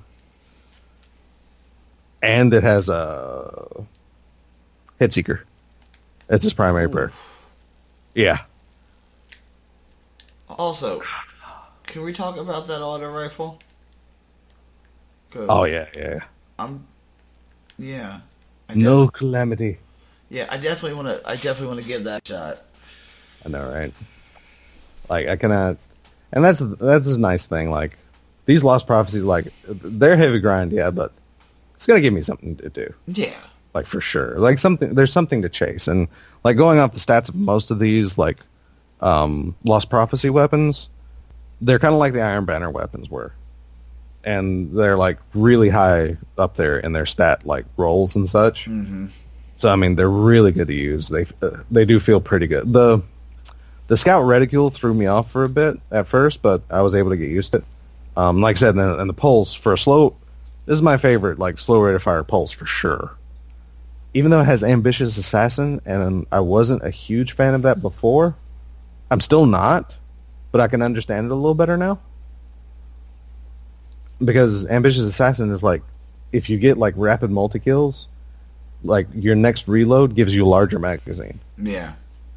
So, if you kill 2 people, then you get, like, 37 shots with Machina, or, is it Machina Day? Yeah, Machina Day 4.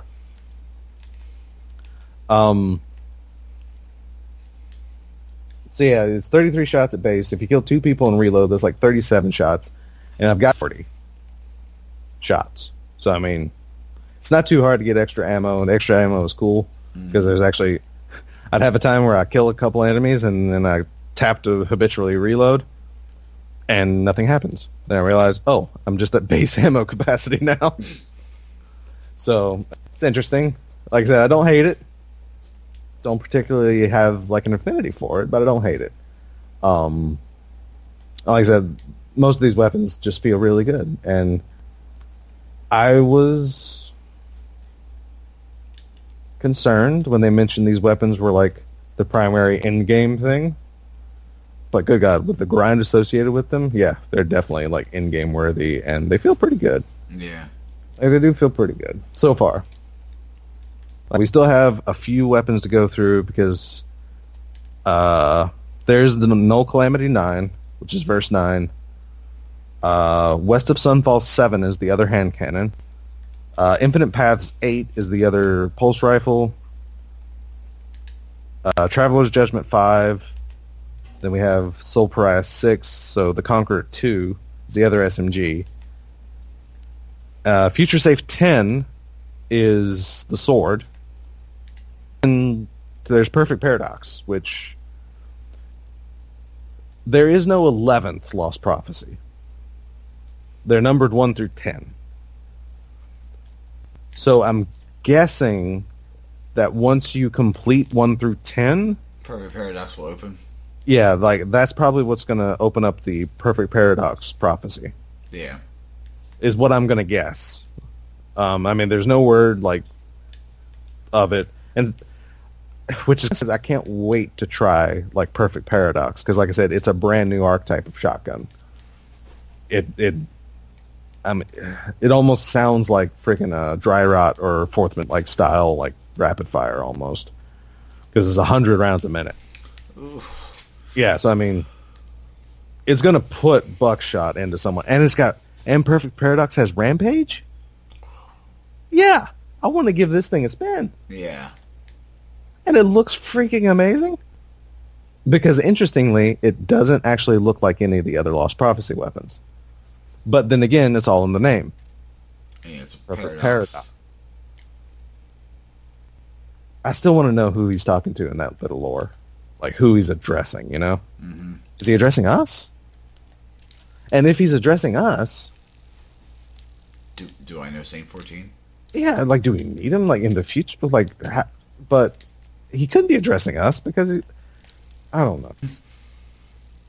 Like I said, like a lot of people like might complain that the Grimoire game in D2 is a little weak, which pretty much is. But these Lost Prophecies add a layer that I think is like Grimoire wise, Deep. Because these things are things that are like really kicking off some questions, and we're just now getting this because, like we've mentioned before, a lot of like lore and such in D2 so far were facts.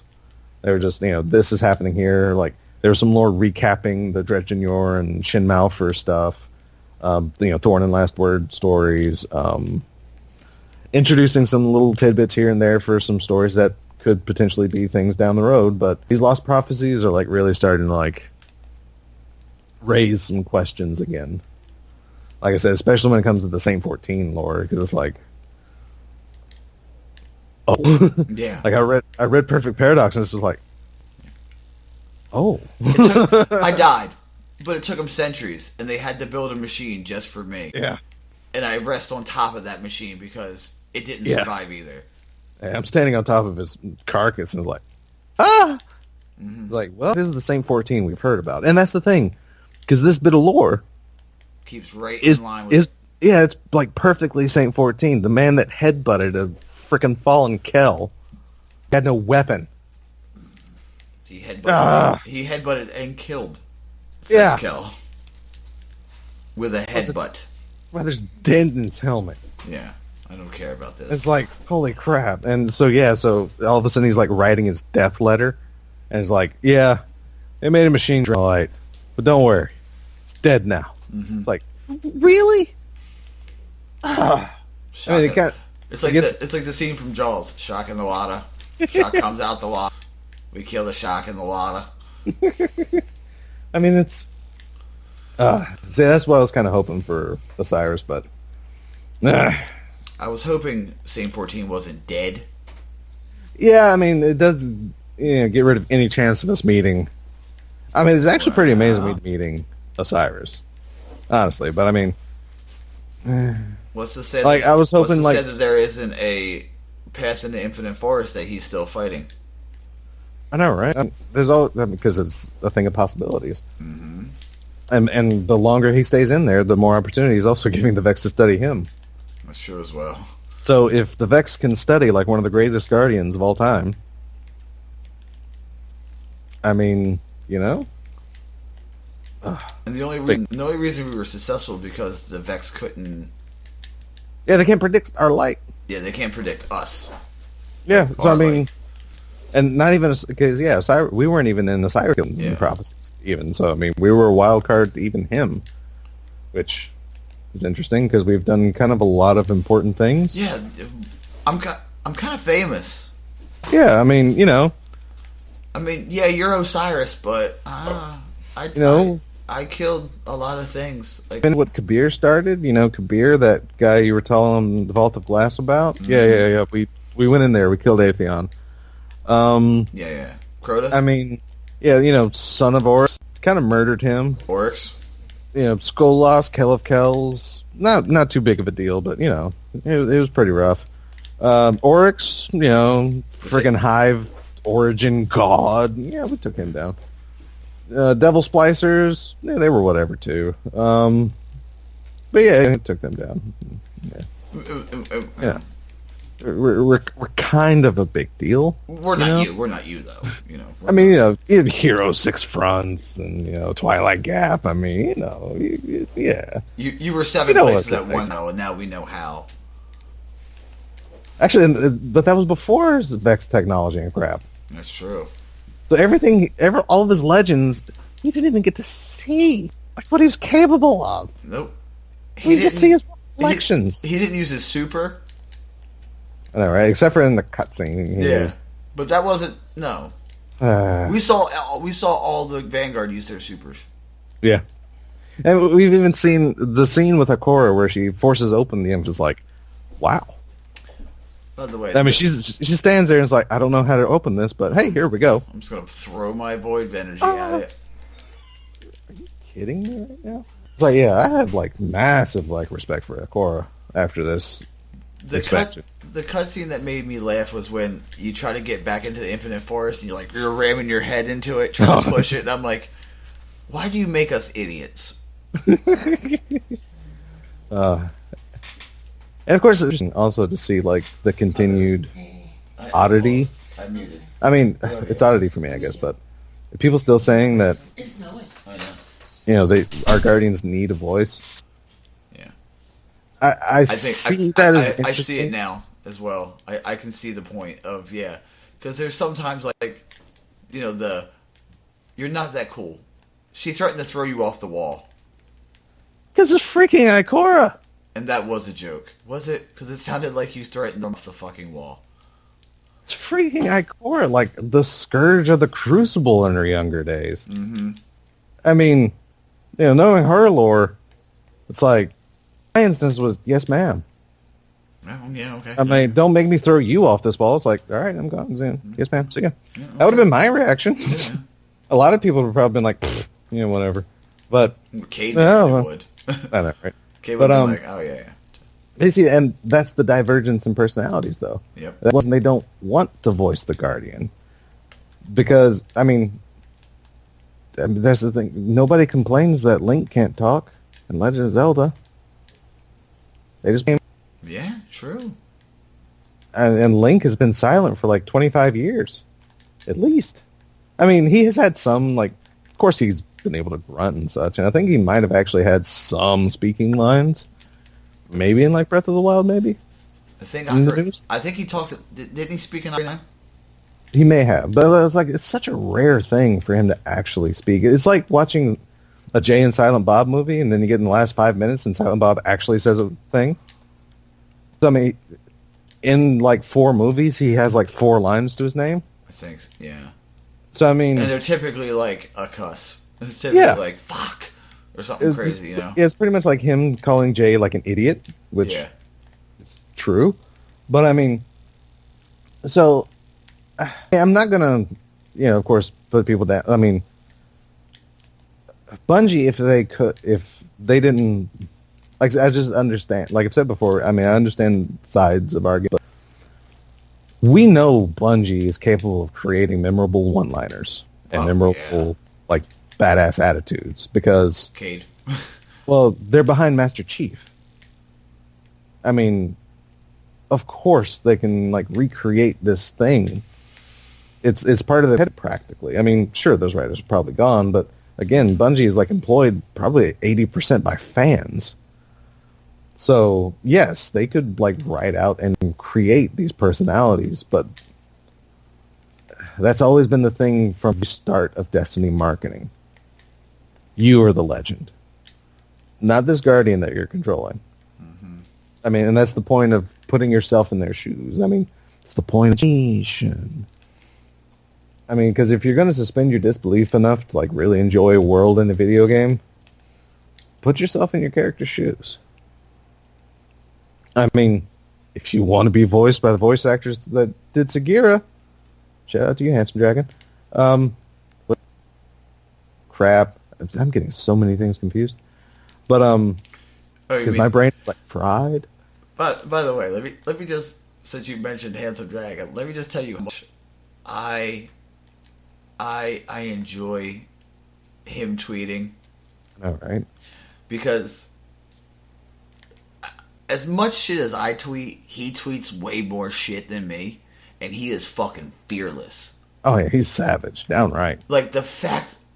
I think he was talking to Destiny Fun Please. I think he said something, and Destiny Fun Please said, oh, I forgot you're the sworn protector and of Bungie. Oh, yeah. He changed his fucking name on Twitter. Sworn protector, Bungie, and defender of the realm. Yeah, I fucking love it. Like, I'm just sitting here eating cheese curls like, oh, this is getting good. And as much as, like, will I come to Bungie's defense? Yeah. Will I that this game is perfect? We've never said this game is perfect. No. Never. No, we've never been shy about stating things we're disheartened or don't feel a specific way about. But, unlike a lot of community, we're grown-ups about it. We can discuss things without, like, things devolving into... Well, you're a poopy head. It's basically what exactly it turned into quite quickly. Whenever you disagree with somebody, whenever you're dumb. No, you're dumb. And can I say, I love, like, speaking of shout-outs, I love freaking what Birds did. Famous Birds from Crucible Radios. He started this, out of the blue, started this weird rant about a specific company's rye bread. And how it was, like, wrapped in a cellophane wrapper instead of, like, normal plastic. And, like, they give you a sticker to, like, reclose it. But, of course, there's flaws in this design.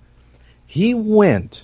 I kept saying it was a real problem, and, there wasn't, like, underlying things. But he ranted about this rye bread bag like most people rant about D2. And it was hilarious.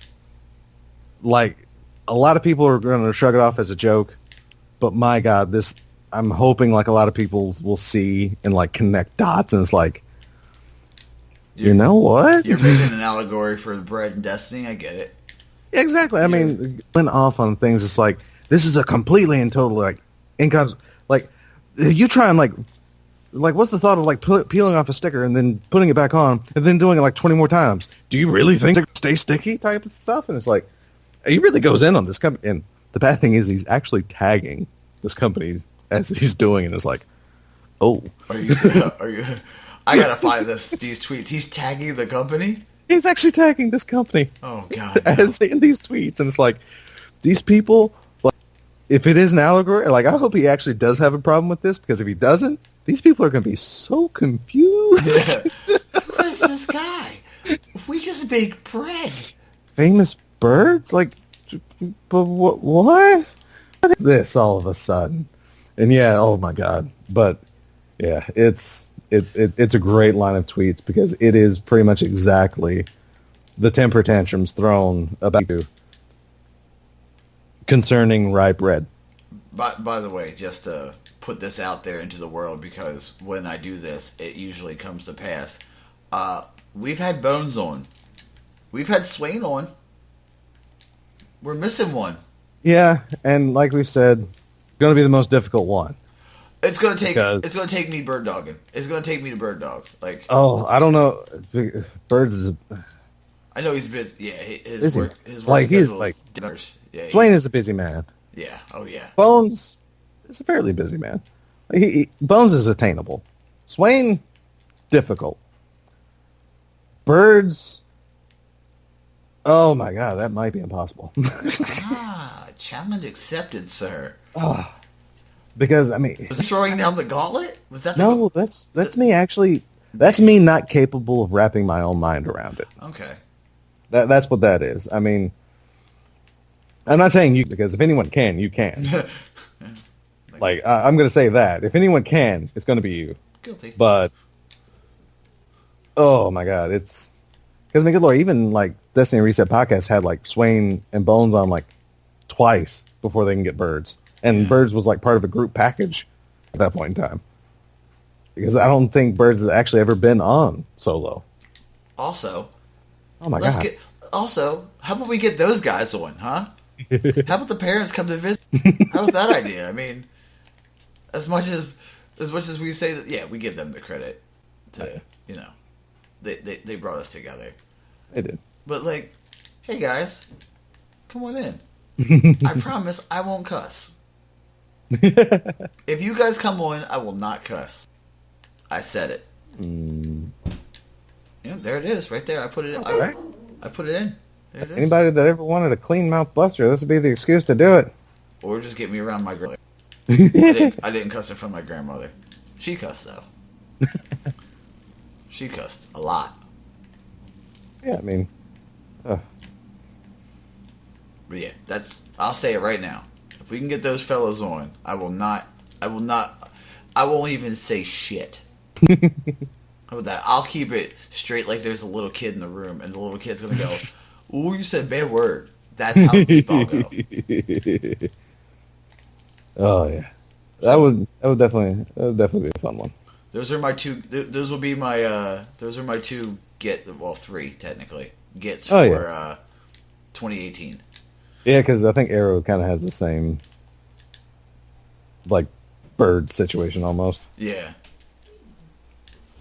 Definitely, bro. That was barking. But yeah, like friggin', like yeah, those would be great. Those. And if any listeners have any suggestions, please tweet it at me or at all of us, at Des, at me personally, and at the podcast, and at the person. Hell, let them know you would like to hear them on. Like bring the awareness if they're not aware of the RNG. Because I mean, as we proved, we'll pretty much have any kind of guest on. Yeah, you don't even have to play Destiny. We've done that before. That was a very fun podcast, if I can be honest. Game Boy Jones. Yeah, great guy. Still a fan. Love all of his stuff. They did a I figured now this is where we devolve into side tangents. Did you have to catch the collaboration for Nerdcore with Daddy Fat Snaps and Game Boy Jones and a couple other Nerdcore rappers doing all horror movie villains? Ooh, no, I have not. Yes. Daddy Fat Check Snap. that. I think the name is.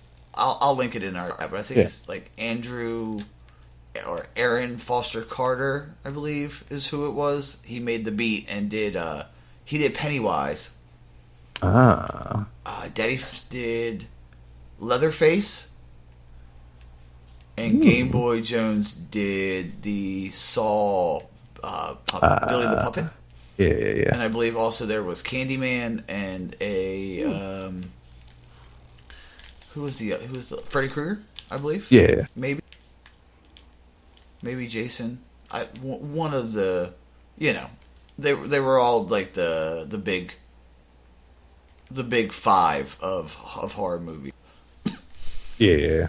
So that was something to listen to. I'll link it, in our chat, or I'll send it to you. So like how you did with the Guardians Thundercat beginning, which was epically awesome. That was.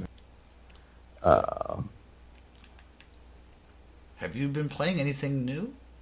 Have you, other than you've been really just like we said last week, we're gonna jump into Osiris pretty deep. I jumped in deep. I jumped in like neck deep for sure because, like I said, doing a crazy man and completing 4 high grind weapons in like 2 days. Because when it dropped Tuesday, I played for like 3 hours and finished the campaign. I got on Wednesday. I did like the heroic, or I did the adventures. No, that was still Tuesday. I did the adventures. The heroic adventure on Wednesday night. Mm-hmm. And started. I think I did the Lost Prophecy verse 1 because that's what Brother Vance starts you off with. Did that, and like all the others were available, so started that grind on one of them, and I got the scout rifle that day, and then Thursday, I got everything else. Wow. So yeah, that was 2 weapons a day, which I don't suggest, but at the same time, it's like I was using because you can do things while doing the Lost Prophecy. If you have a flashpoint open, well, then you can grind out for Radiolorian cultures because that's public events and chests, which is what you do when you grind out flashpoints anyway. And it's on the EDZ, so it's pretty easy to run that circle. Yeah, and then there's the Crucible match and like strikes one. Which I still can't remember the name of it. But, I mean, call to arms. Well, you're going to collect them doing that. And then there's a new, there's a new weekly milestone with the heroic strikes. So, to get that's heroic strikes on a character. Oh, that's a milestone with powerful gear? Yeah. There's going to be a repeating milestone. Oh. It doesn't. Nobody actually said that, but that's part of the Vanguard ornament. Like one of the Vanguard ornaments is the weekly recurring strike milestone. Which, like I said, nobody actually mentioned a new milestone like in anything that I remember. Nobody, like I said, mentioned adding that. But no, that's completing strikes. Okay, here it is for the chest piece. Is that the chest? Yeah, that's chest piece ornament. For that is complete weekly strike milestones during Season 2 to earn this ornament. So that's going to be a recurring milestone. Okay. So that in and of itself is a reason to do at least 3 heroic strikes. Your strikes, basically, are back. I just got hit by a fucking snowball. Nice. The missus opened the door and winged a snowball at me, so now I'm going to tackle her. That's what I'm going to do. Welcome. Yeah. Thanks, honey. He's sitting on it. Well, you threw it at me. Thanks, son. 2. 2 snowballs. And 2 for 1. Correction. 2 for 1. It's snowing. It's snowing. Look. More wet. I see. She was running around. She was having such a good time. What? You know the mic's hot, right? Are you doing your thing? Yeah. Oh. I love you. I love you too. I'm not cutting this, just to let you know either. I'm not going to do it. She was having a good time. I know she was. I let her out when the snow was when the snow started. But there's more now, and she's having fun. I wanted to tell you. Okay.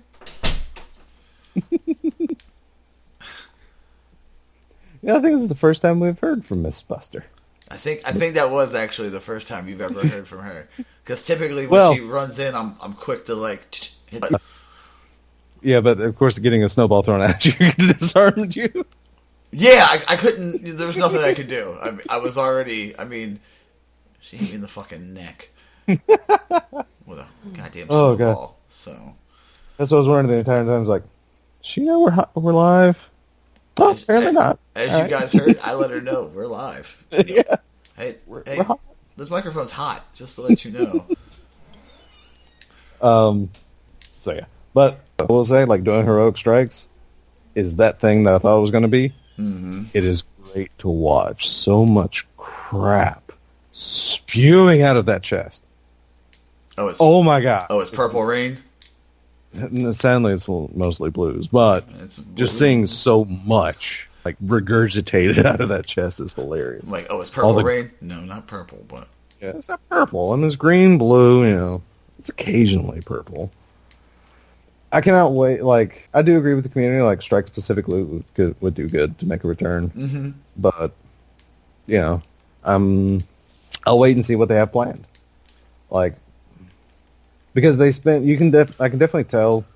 Like, I like the new look for the season 2 like faction weapons. I don't understand why people think that could be like the Chatterwhite thing. That I just mentioned the reference to Chatterwhite. Which I didn't even think about that before. Because like I said, Future World to the Vault of Glass through No Time to Explain. So that could be a reference. But I like the like almost like tiger stripe look for the Dead Orbit stuff. Looks really good. I like it better over the mostly camo. Like, it looks good. And of course the lion emblem for New Monarch. I may have preferred season 1 a little more, but like this is definitely still better than like D1 New Monarchy stuff. So it's not bad. It's just I really did like season for New Monarchy. Stuff is baller. Yeah. But you can definitely tell they spent most of the time designing the Lost Prophecy weapons, though. Wow. You can kind of tell that because, I mean, bringing in like rifle-like technology and craft to it, very nice, very nice, very nice. Yeah, I was happy with it. Overall, it's definitely like Curse of Osiris is definitely a step direction. Like we said, we will be honest with this game, and there's some steps backwards here as well. But generally, forward progress. Yeah, so far I still have faith that we can end something way better. It's just realistically now we're looking at the next big release, like the Taken King style release. D2 will probably be more realistically where it's at, because Curse of Osiris didn't quite add enough. I don't think the Warmind expansion is going to be much better. I mean, they could prove me wrong, and that could be like the bee's knees, but they're really going to have to show me, because like I said, my expectation is lowered a little with Curse of Osiris, but not a lot. But I know when wherever they have the time for the next big release, it's going to be special. Mm-hmm. Because, I mean, look at what Taken King did. I mean, a lot of people do forget that. Like, Taken King literally remodeled the vanilla D1 experience. Like, if you remember the D1 story and, like, it being, like, a quest system, it wasn't like that originally. It's what Taken King did to the entire system. Yeah, he made a quest. Yeah, everything quests, they, like, gave everything this, like, interesting flavor text. Like, they did a lot of things. Like, literally Taken King overhauled the entire system. Mm-hmm. They're capable of doing a similar thing with D2. I don't think in the long run it's going to be as people want.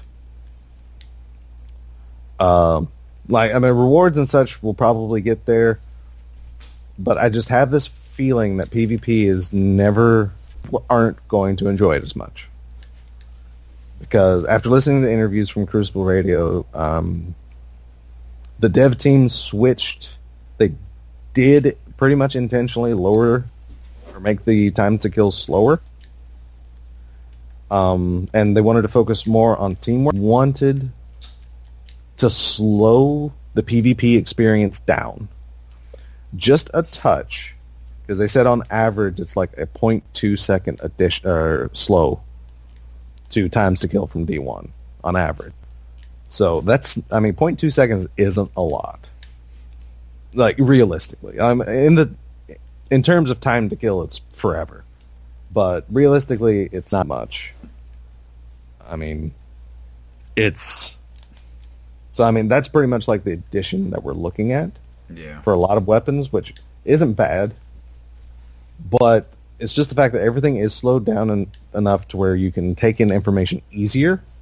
You can react to things better.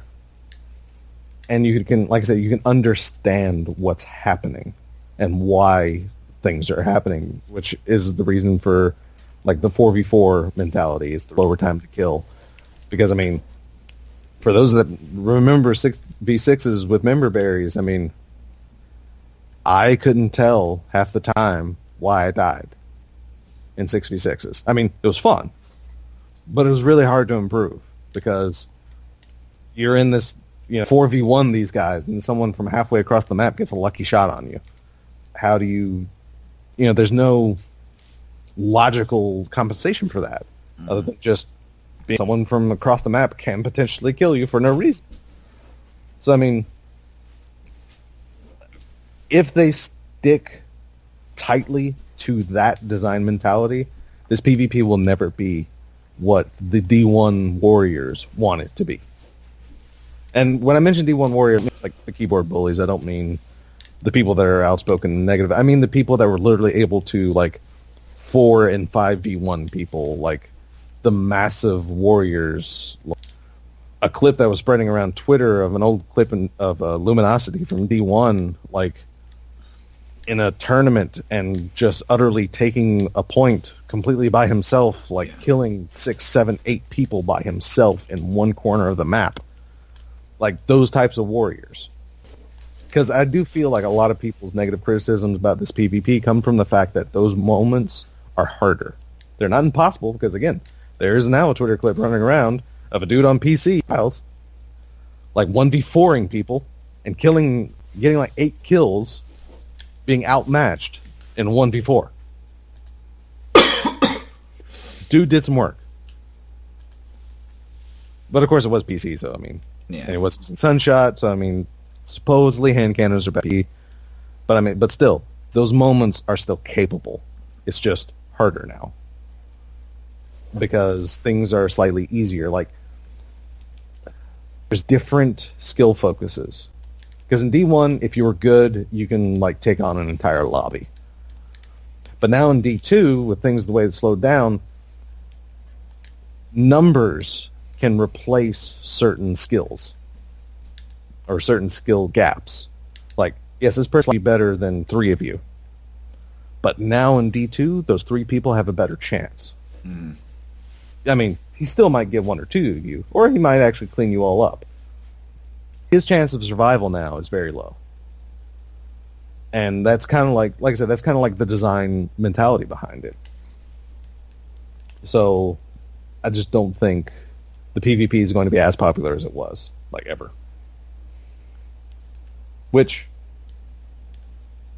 I'm going to continue to ram my head against the wall of PvP, and I'm going to continue to attempt to get better, because I'm starting to pull, like, most times I'm actually starting to pull, like, high 1 or KDAs rather. Yeah. So I'm seeing improvement. Go ahead and jump into laser tag and tell me how you feel. Oh, because it is. Hey, see, actually, because all my PvP matches were before Xur. So when I came up, and there was one match I came across the Prometheus lens. One match. I'm glad it wasn't more, but I did have that match. And if he had the drop on me, I was dead. It was good to. It did remind me a lot of D1 PvP. But I know I'm getting better, because if I got the drop on him, he died. Yeah. Or we traded. But that's how I can tell I'm getting better. Well, it is in PvP now, when it's the laser tag, it's either you kill them, they kill you, or you trade. There's no, like, oh, I barely survived that instance. No, there is no, like, whoo, I can imagine. I am absolute. Nope.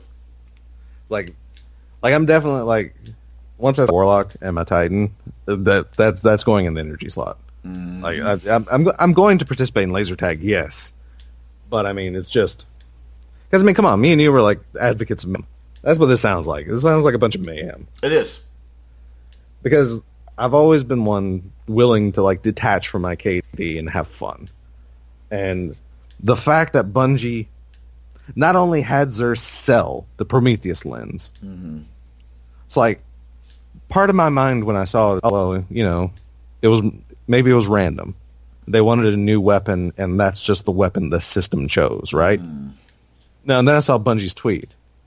No, that wasn't random. No, this is That was like when people were complaining about Spooky Trials, and then the next map is like First Light. Yeah. Or the other way around from First Light to Spooky Trials. But either way. What it is it's basically dealing with it's the petulant child and their toy syndrome. Oh yeah, definitely. I don't have this, but Billy has it. What am I gonna do? Wah wah wah. Okay, well, we'll give you the toy. Well, why did Billy get the toy and I have to? You know what I mean? Oh, you finna get the toy. What the fuck do you want me to do? Like, I'm waiting for Bungie to be like, "What do you want us to do?" I mean, legitimately, also be glad that, like, the bug fix is coming soon, like Tuesday. I was expecting, like, about 3 weeks of this nonsense, because that's notoriously, like, I mean, Suros had like 2 or 3 weeks. Vex had like 2 or 3 weeks, maybe 2, maybe 1 or 2. Yeah. But it's a minimum of 2 weeks. Thorn had like 6 months. Yeah, 2-tap walk away. That was like 6 months of that crap. So I mean, thankfully, it's only a weekend, essentially. I mean, from Tuesday to Thursday, like, I can understand people being mad. Because I remember running into Suros before everyone got it. I remember running into Vex before everyone got it. I remember Thorn. But of course, by then everyone had it anyway, so, you know, it was like instantly, oh, it's good. Well, everyone's pulling their Thorn out now. But no, like, I remember, like, these rare instances of weapons that when they started, like, trickling in, and I remember that the alt that would happen because you're killed by a weapon you know was like, powerful. Like, I say overpowered, but, I mean, it's bugs, so it's pretty much OP, but it's powerful, and it's, like, powerful than anything else. And yeah, it's frustrating. It can be. I held it off this time, like, when I saw the Prometheus lens, is like, I've already heard about it running around, so it's like, I see a red beam, and it's like, alright, there's one in this match. Oh, here we go. It's like, my next match, the Prometheus lens guy was on my team. So, I mean, it's give and take, but I love the fact that for the first time in, like, 3 years, not only acknowledged it, they acknowledge that they're fixing it, but they're like, you know what? Screw it. Since it's broken, Here's one Everybody for have it. everyone. Yep. Enjoy this time. Yep. You have a fun, and it's really fun. Like, I hope. And then all the devs, like all the freaking devs posting about laser tag and laser tag gifs and all the laser gifs in the Destiny community right now is amazing. Yeah. Oh my god. You gave me a fucking laser beam, is what they did. And Yeah. and I can be honest with you, Cold Heart with it. If you put Cold Heart on, it keeps up with it. It's just really fun to see all the red. Like, that's the best part about it. It's just... That's the thing, because people forget how strong that they thought Cold Heart was. I mean, it's still pretty strong. It's not super competitive, but yeah, it's still pretty strong. And Prometheus is strong, but like, it shipped with a bug. Something that either forgot to be tested, or someone's passed off because they had like too... Yeah. Who knows why, but it shipped out with a bug. And like I said, before I even really heard about the murmurings of it being powerful, Deej was like, oh, shipped out with a bug. Then I read the comments like, oh, it's like fun gun in the game and blah, blah, this. And shut up. But, It is arguably one of the most fun guns in the game, though. everything powerful is, though. Suros was fun until they nerfed auto rifles into the ground. But I will say what I'm most happy about, it is a bug. Mm-hmm. It's not because they thought the weapon wouldn't perform well. It's like Suros. It had a special glass half full. It had special damage modifier whenever it slowed down. It was powerful. It was more powerful. Like when they shipped pulse nades. Like D2 pulse nades. Oh, God. The interview made mention that their test sizes didn't really use pulse nades. They gravitated towards the nades that were good in D1. Those the lightning nades. Pulse nades weren't really used in D1. So when they tested these D2 things, pulse nades didn't really get a fair test. Yeah, how would they know? So, yeah. And now, people suddenly started going, it's like, oh, hey, you know what? These pulse nades seem pretty strong now. Then everyone's using them, and all of a sudden developers go, oh, whoops. Balls. Yeah. I didn't look at that. So yeah, they didn't get... Billy looks at Steve, looks at Deej, Deej looks at Cosmo and go, did you play with the pulse states? No, did you? No, I played with suppressions. No, I played with stickies. Oh, shit. Played with... Exactly, it goes down... I mean, that's pretty much how they explained it. It's like, their test sizes just didn't really use pulse nades. So they did not really get a proper test. And I think... Because I think one of the people they had on in the Crucible Radio interview were pretty much responsible for it. And they wanted to make pulse nades good. But they ended up overtuning them a bit. And like I said, it's something that didn't get catched, that slipped through the system, and pulse nades were amazing. So, I mean, that's not the story of Prometheus Lens. It's not something that someone overtuned. It's a bug. Which means trace rifles still have the possibility of a bright future in D2. Oh, yeah. I mean, you definitely can see the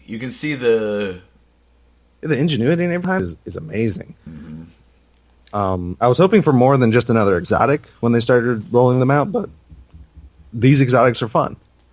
Because even Cold Heart's fun. Yeah. Still. Prometheus Lens, yeah, it's going to be fun, even with that, unless it's just absolute horrible damage. But well, Cold Heart's not horrible damage. Yeah, but base. So yeah, that's true. So I mean, we'll see after they give it. We'll see after Tuesday. But I really want to play laser tag with you today. That's what I really want to do. I really want to just hear you play laser tag just for a couple rounds. Like, oh, this is stupid. Oh, this is so fun, dumb. But because I mean, it's been Prometheus then has ever since a while. It had been my primary like energy in PvE, like grinding for all this other crap. And yeah, I found like enemies it works really well against, enemies that it does okay damage to. But I mean, like I said, after this bug, after Tuesday, we'll see how it is. And but yeah, it's fun right now, and hopefully it can stay fun. It's an ad killer. Oh yeah, for sure. It's a mob buster, is what it is. It's just yeah. Oh, you want to come at me and okay, here, hold this. So, but yeah, I'm just glad because Suros wasn't a bug. Suros was overtuned, and it took auto rifles like 3 years to be good again. D2 auto rifle really good again. Yeah. are really good again. Sorry.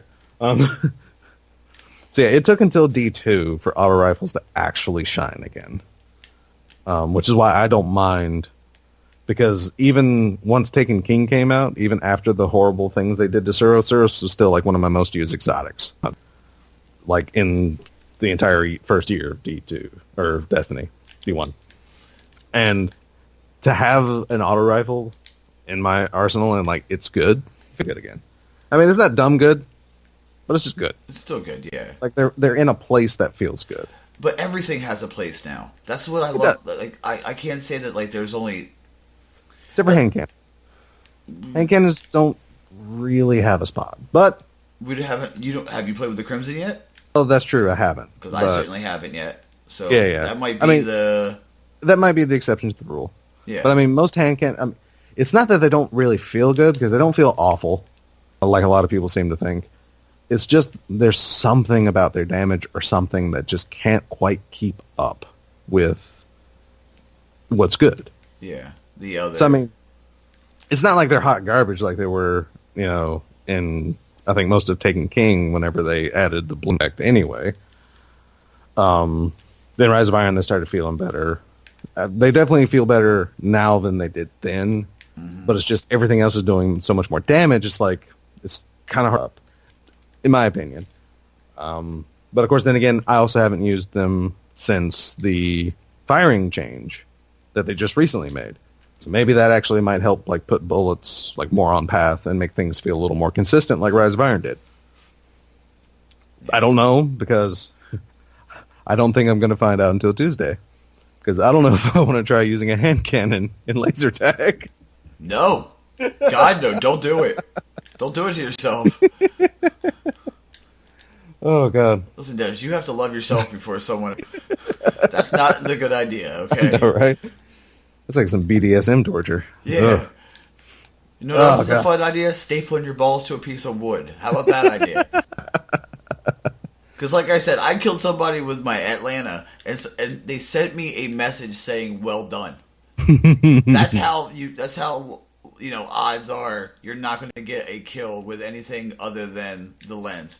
And let's just be honest, just accept it. Just accept the state you're in. Say, screw it, know what I'm going to do? I'm going to just grab this Prometheus lens, and I'm going to play laser tag with everybody. Yeah. Forewarning, anyone that wants to hold like to somebody like, oh, I don't want to use the OP weapon, that's just too easy. It's just going to sour your experience because... Listen, don't be me. This is happening like until Tuesday. Yeah. It's and it not might happen long. after Tuesday, even if they don't nerf it to the dirt. Yeah, I mean, if the bug doesn't change anything like too much, it might be hard and it might be something fun to pull out and still be okay. But I mean, this is how it is, and even worse now after Xur, but it's only that way Tuesday. Yep. So just relax, chill out, have fun, have some fun. Think of this like mayhem. Like when mayhem came. Lens. And have some fun. Yeah. Look through rose-colored lenses. See, that was a good pun. Way to go, Buster. So one time you need to have a good pun, you bring it out. But yeah, I mean, like I said, buddy, he didn't have it. It sucked for him. He got his shit pushed in, and then I was like, well, I can take you to go get it. And he acted like I said, hey man, I can grant you a wish. And he was like, where do we have to go? Like, what mission do I do? I'm like, just go talk to Xur. I'm like, yeah. You didn't know? And he was like, no, man. I'm like, you were telling me about this all week. Like, you're welcome. Now we're even. Yeah. Yeah, definitely have some fun. Yeah. It's mayhem. Everyone has, the same capability. Like, this is the first time that something has happened and taken things by storm. And Bungie, like I said, Bungie said, you know what, screw it. Pull an Oprah. Everybody you get a lens. You get a lens. You get a lens. Because they've already acknowledged that pretty much everyone has legendary shards. So it's the only reason you can't get a Prometheus lens, and you probably can at some point in time before Tuesday, is if you're brand freaking new. I mean, brand new as of the launch of Curse of Osiris. Yeah, and even then you can... You probably have it by now. I mean, you can definitely get the, 25 shards? Yeah, something like that. I mean, yeah. So... You can get it. Yeah, you can get it before Tuesday and you'll have fun. So, I mean, like I said, it's cool that they did it because, I mean, it's a quick fix. Like, they were probably able to piggyback the December... Like, if they weren't planning a December 12th fix or a December 12th add-on... It would be like this for a while. Yeah, it'd probably be like another month or, 2-3 weeks before they can actually, like, certify a patch and throw some extra things in that patch to really get a hot fix out because... Again, I mean, they have to wait on certification. But what they can do is for bug fixing purpose, certain things can piggyback onto existing updates. So because they were planning this, because this next update on the 12th is, starting in the works, they were probably capable of adding this bug fix because it is a bug and just throw that into the code without having to go through a lengthy extra recertification, which is the only thing I can imagine. This gun is otherwise, dumb. It's dumb fun. Like there's some guns in Destiny or in video gaming that you're like, oh, this is fun. Like the tractor cannon. Tractor cannon's fun. Oh yeah.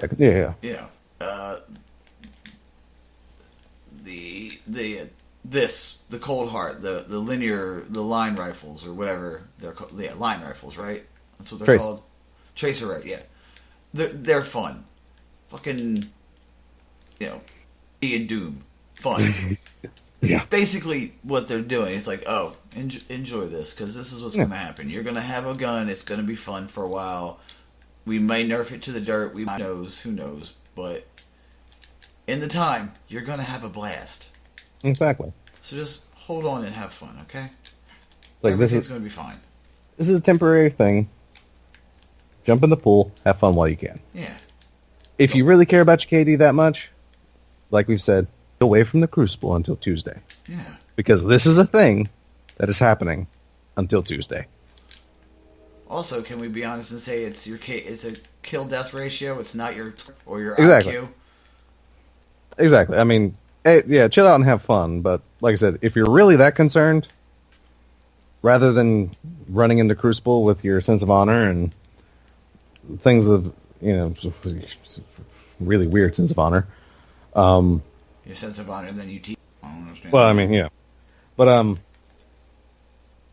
yeah, rather than, like, frustrating yourself and going onto Twitter and throwing your tantrum, step away. That, and I don't actually think any of our listeners are that way. No, I don't think so. Because as much as we've trash talked those type of people, we probably all ran them away. Yeah, by now. Unless you're one of those people that just like to be talked down, they're talking about me. Yeah. Either that or you just find it funny. It's like, yeah, I do that. Yeah, screw you guys. Whatever. I do not have Cheeto fingers. To each your own. Yeah, well, whatever, If it feels good, do it. Whatever floats your boat. Exactly. And again, that's why we say, if this isn't your thing, Tuesday. Yeah. And then, it's a coin toss after Tuesday. It could still be a thing. It could still be a viable option. Yeah. Or it could be hot garbage. And I'm going to be honest with you. If I get Telesto, I don't give a shit if the gun's the same way it is to be used in Telesto. No, right? I just wish I can get more of these Curse of Osiris exotics. Yeah, right? Boy, I cannot wait for Squidface to sell that freaking engram next week. Oh, yeah, the smart engram. That might be the only way I get it if I don't get it. I know, right? Hard play. I mean, and it's 95 shards per engram. Yeah, so you're not going to be able to stack. Oh, you mean you could, possibly. I think I could buy 100 of them right now. Yeah. No, 90? 100. No, my math. Whoa, my math is way off. Yeah. More like your math might 20? Your math might be a little off. Yeah, I was thinking that for some reason, I don't know. 1,000 is like 100 more than 90. No. But it's definitely going to be almost Gonna be up there. 100 shards. Well, I have like 1924 shards, so. Well, no, I mean it's confirmed as. Oh yeah, it's like many. 97. Yeah, it's like 97. Because they made mention during the patch notes that it was like either that or the image showed it as 97. But then again, that could be different. Yeah, They could actually make it an even 100. It could make it a little lower. I don't see them making it lower, but hopefully they'll make it too much higher, so that way I can buy more and get more exotics. Because, like I said, I'm gonna be a legendary shard broke after that Xur day. And you can buy and direct purchases, and the direct purchases. Oh Christ, that's right. I don't know. Oh God, it's gonna. At least at first, it's gonna be hard to hang on to legendary shards. At least at first. Yeah. Because, like I said, I definitely want to buy. A grind going. Yeah, I definitely want to, because I'm definitely going to want to buy a lot of those exotics until the exotic protection comes in. Oh, but like I said, getting other things easier. I mean, that's not too hard of a grind. So I mean, depending upon what it is, I probably might not buy it. Legendaries themselves aren't too harsh of a grind. No. Like the RNG can screw you over, but good God, the exotic RNG is like really where it happens right now. So yeah, I think I'm probably going to go broke on those faded engrams. Because, God. As much as I like Tractor Cannon, I don't need 6 of them. No, right? It's like I got my Celestial Nighthawk once. I mean, I appreciate the extra copy I got after the expansion because it dropped at a higher light. Yeah. I don't need like 2 more. See, that's what I do. If there's anything that, well, now with the whole, it'll drop a higher light. Obviously, for me, once you drop, if it drops with a higher light, I'm just gonna burn the one I had for shards. Exactly. That's what I do. No, there's nothing but no. You're getting burned. That's what's gonna happen. Because I had a active war ring drop at like 323. I'm like, oh, yeah, I'll definitely. Yeah, this is a definite. I'll take you. Yep. Because I don't think the raid layer is going to be very much different when it comes to what weapon would be the best way to go with. I'm thinking it's going to be an ultra heavy. Oh yeah, like I said, precisions have actually gotten a buff to their damage. So. Yeah, buddy. Oh yeah, like 450 autos are definitely. I'm Inspector of like Forest, and because that raid group was going through, and Forest actually had double autos going, so it's like, oh, it's a very. That seems still viable. Yeah, it's a viable option, right? Oh, it is, and that's the hilarious thing because it is like an actual. Like, double autos for Leviathan is a super viable option. Mm-hmm. Like, the heavy might change depending on what you're doing. Like, if you're doing baths, Merciless might be a better choice than a rocket launcher. It's very close to you. I mean, Merciless is going to be about the go-to choice anyway. Mm-hmm. Except, I mean, the only two... That's the thing, in the Leviathan, too, the encounters don't really require you to shoot anything that much. Like dogs. You don't actually have to shoot that much, except for when it comes to the damage phase. And then, yeah, you're either going to want to use a rocket launcher or Merciless. Like, you don't even really want to use an auto. Like, you want to use abilities and... Yeah. Hold these 2 pulse nades. See you later. And then for the Gauntlet, that's mainly like a lot of platforming, so... Only the people on the outside need to shoot anything, and the auto rifle is going to take care of like anything there. Not really, not really even any need for power there. Mm-hmm. And like I said, the actual encounters, double autos, you're not actually like really hurting for anything if you run double autos. The raid layer was pretty much about the same way. It's like, all right, not much is changing. Well, I mean, it is a Leviathan. Yeah. I am though expecting the next one to be wholly different. They have a very interesting way of being like, oh, I don't, we can make a more precision based, raid lair, or how Leviathan was very put out damage move, move. It'd basically be a lot more like Crota, actually. Because Crota, it was kind of... I think the reason why I didn't feel like there were many boss fights in Crota is because there was a lot of mechanics that didn't require you to just shoot people. Yeah. Well, kind of the same for Wrath of the Machine. Oh, yeah, definitely for Wrath of the Machine. Wrath of the Machine was very mechanic heavy. Yeah, so, that was kind of mechanic heavy, kind of precise, but at the same time, it was still... Yeah. Also, in the same veins... A lot of the raids the raids all do have a mechanic that needs to be perfected. Like, you can't be, I don't know how to jump, or I don't know how to do the relic, or, whatever it is. You can't be a fuckhead, in other words. But, Yeah. They'll take it like a finesse to them. Yeah. Which even in Crota had the easiest mechanics, sure. Because if you weren't sword bearer, it's like, just shoot this guy at the same time. Okay. You got him? All right. Yeah. Of course we are forgetting about Skolas, which... Even he had mechanics to him. Mm-hmm. It wasn't even a raid. It was like, semi-horde mode Prison of Elders, and he still had mechanics. I think that was like their practice raid lair. Oh, it's pretty much the same thing for Crota, because what they learned at Crota and then what they did with Skolas, well, pretty much if you take those two things and you get Wrath of the Machine. Yeah. And, like I said, I haven't seen anything about this raid layer, but like I said, a lot of people are pointing more towards Crota, which I'm guessing is more of a kind of a brute force encounter. I would not be surprised if, like you said, the Warmind layer was a little more Wrath. Yeah. Mechanics. Yeah, with a little more mechanics. Hold this. Power up. Like, still smaller, but more so, like I said, more mechanical and precision. Like, be at this point at this time. Because Leviathan is really that strict in most encounters. I think Callus is the most strict. Yeah, King's Fall was really strict. Oh, yeah, and then King's Fall, of course. Especially Totems. Oh, yeah, that's what I was... That was my example, too. Totems in Golgoroth's challenge mode. Well, actually, yeah, pretty much the entire thing, then. Because Totems, you have to...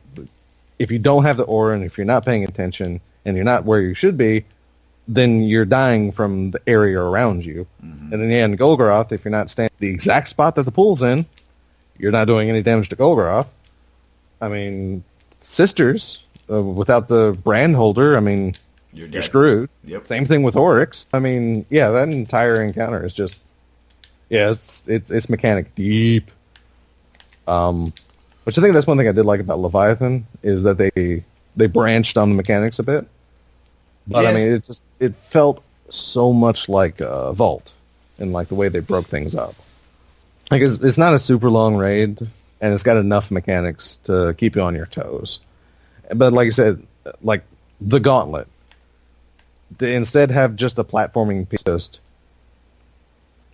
having this piece that the goal is platforming, but it's still kind of an encounter.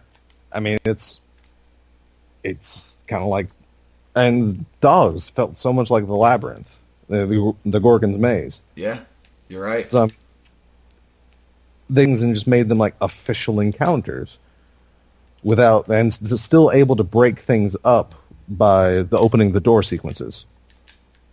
Because that's horde mode. Yep, the door. Opening the doors is basically your horde mode. It's still a little light, and there are still some mechanics, but it is... I just realized, like, a lot of people are praising, bugging the system and such for its tower defense feel. I guess everything about opening the doors to the raid, because that's pretty tower defensy. Yeah, it's definitely holding an objective. One person thing, and then you got to protect that thing from being stolen, and you got a lot of enemies coming at you, like, holy crap. And then you got to find the special enemy, or one enemy is invulnerable and going to take your thing. Oh yeah, that's very tower defensy, come to think of it. Yeah, but bugging the system is also very fun. Oh, it is. It's like light, but I would love to Basically, repeat I endlessly. think what a lot of people ask for, and without really realizing it, is an endless mode to like opening the door to the raid or opening a door to an encounter. Yeah. Because that's like even with the objectives, like I said, if you just kept it going and like kept some rewards going, I mean that's pretty much what people are asking for. Because I think that's the closest. Because yeah, like I said, it's just weird because I just made that connection myself as well. I wouldn't be mad if with the Rasputin DLC they add something sort of like the Danger Room. That could be like a simulation, like No. the Warframe training. Oh yeah, I know, right? Yeah, well, actually, yeah, that is a perfect opportunity. Like another kind of simulation area type deal, but But then people would be like, "Oh my god, they're repeating," you know. yeah, whatever. Yeah. It's true. Which I do that people still call it the Rasputin. It's a war mind. Yeah. Well, I mean, there's only one. It's like a lot of people forget that D2 tells us there are not multiple war minds. There's one. They're all just subroutines. Exactly. There's kind of like a Vex in like different sections of its own mind is fragmented off. Which, I mean, Rasputin is just a subroutine of the war mind. But knowing that, I really hope that there aren't yet again more missed opportunities. Because this can answer a lot of questions. If there were some of the biggest mysteries surrounding D1, it's like Osiris is a person. Where's he at? What's he been doing? How is he? Which, those questions are answered, technically. Just, Osiris is a little bit more of a douchebag than I would have liked. Just a little. Not a lot. He's not, like, resentful or anything. He's just really obsessed. Which we should have saw coming. But, and then there was Rasputin.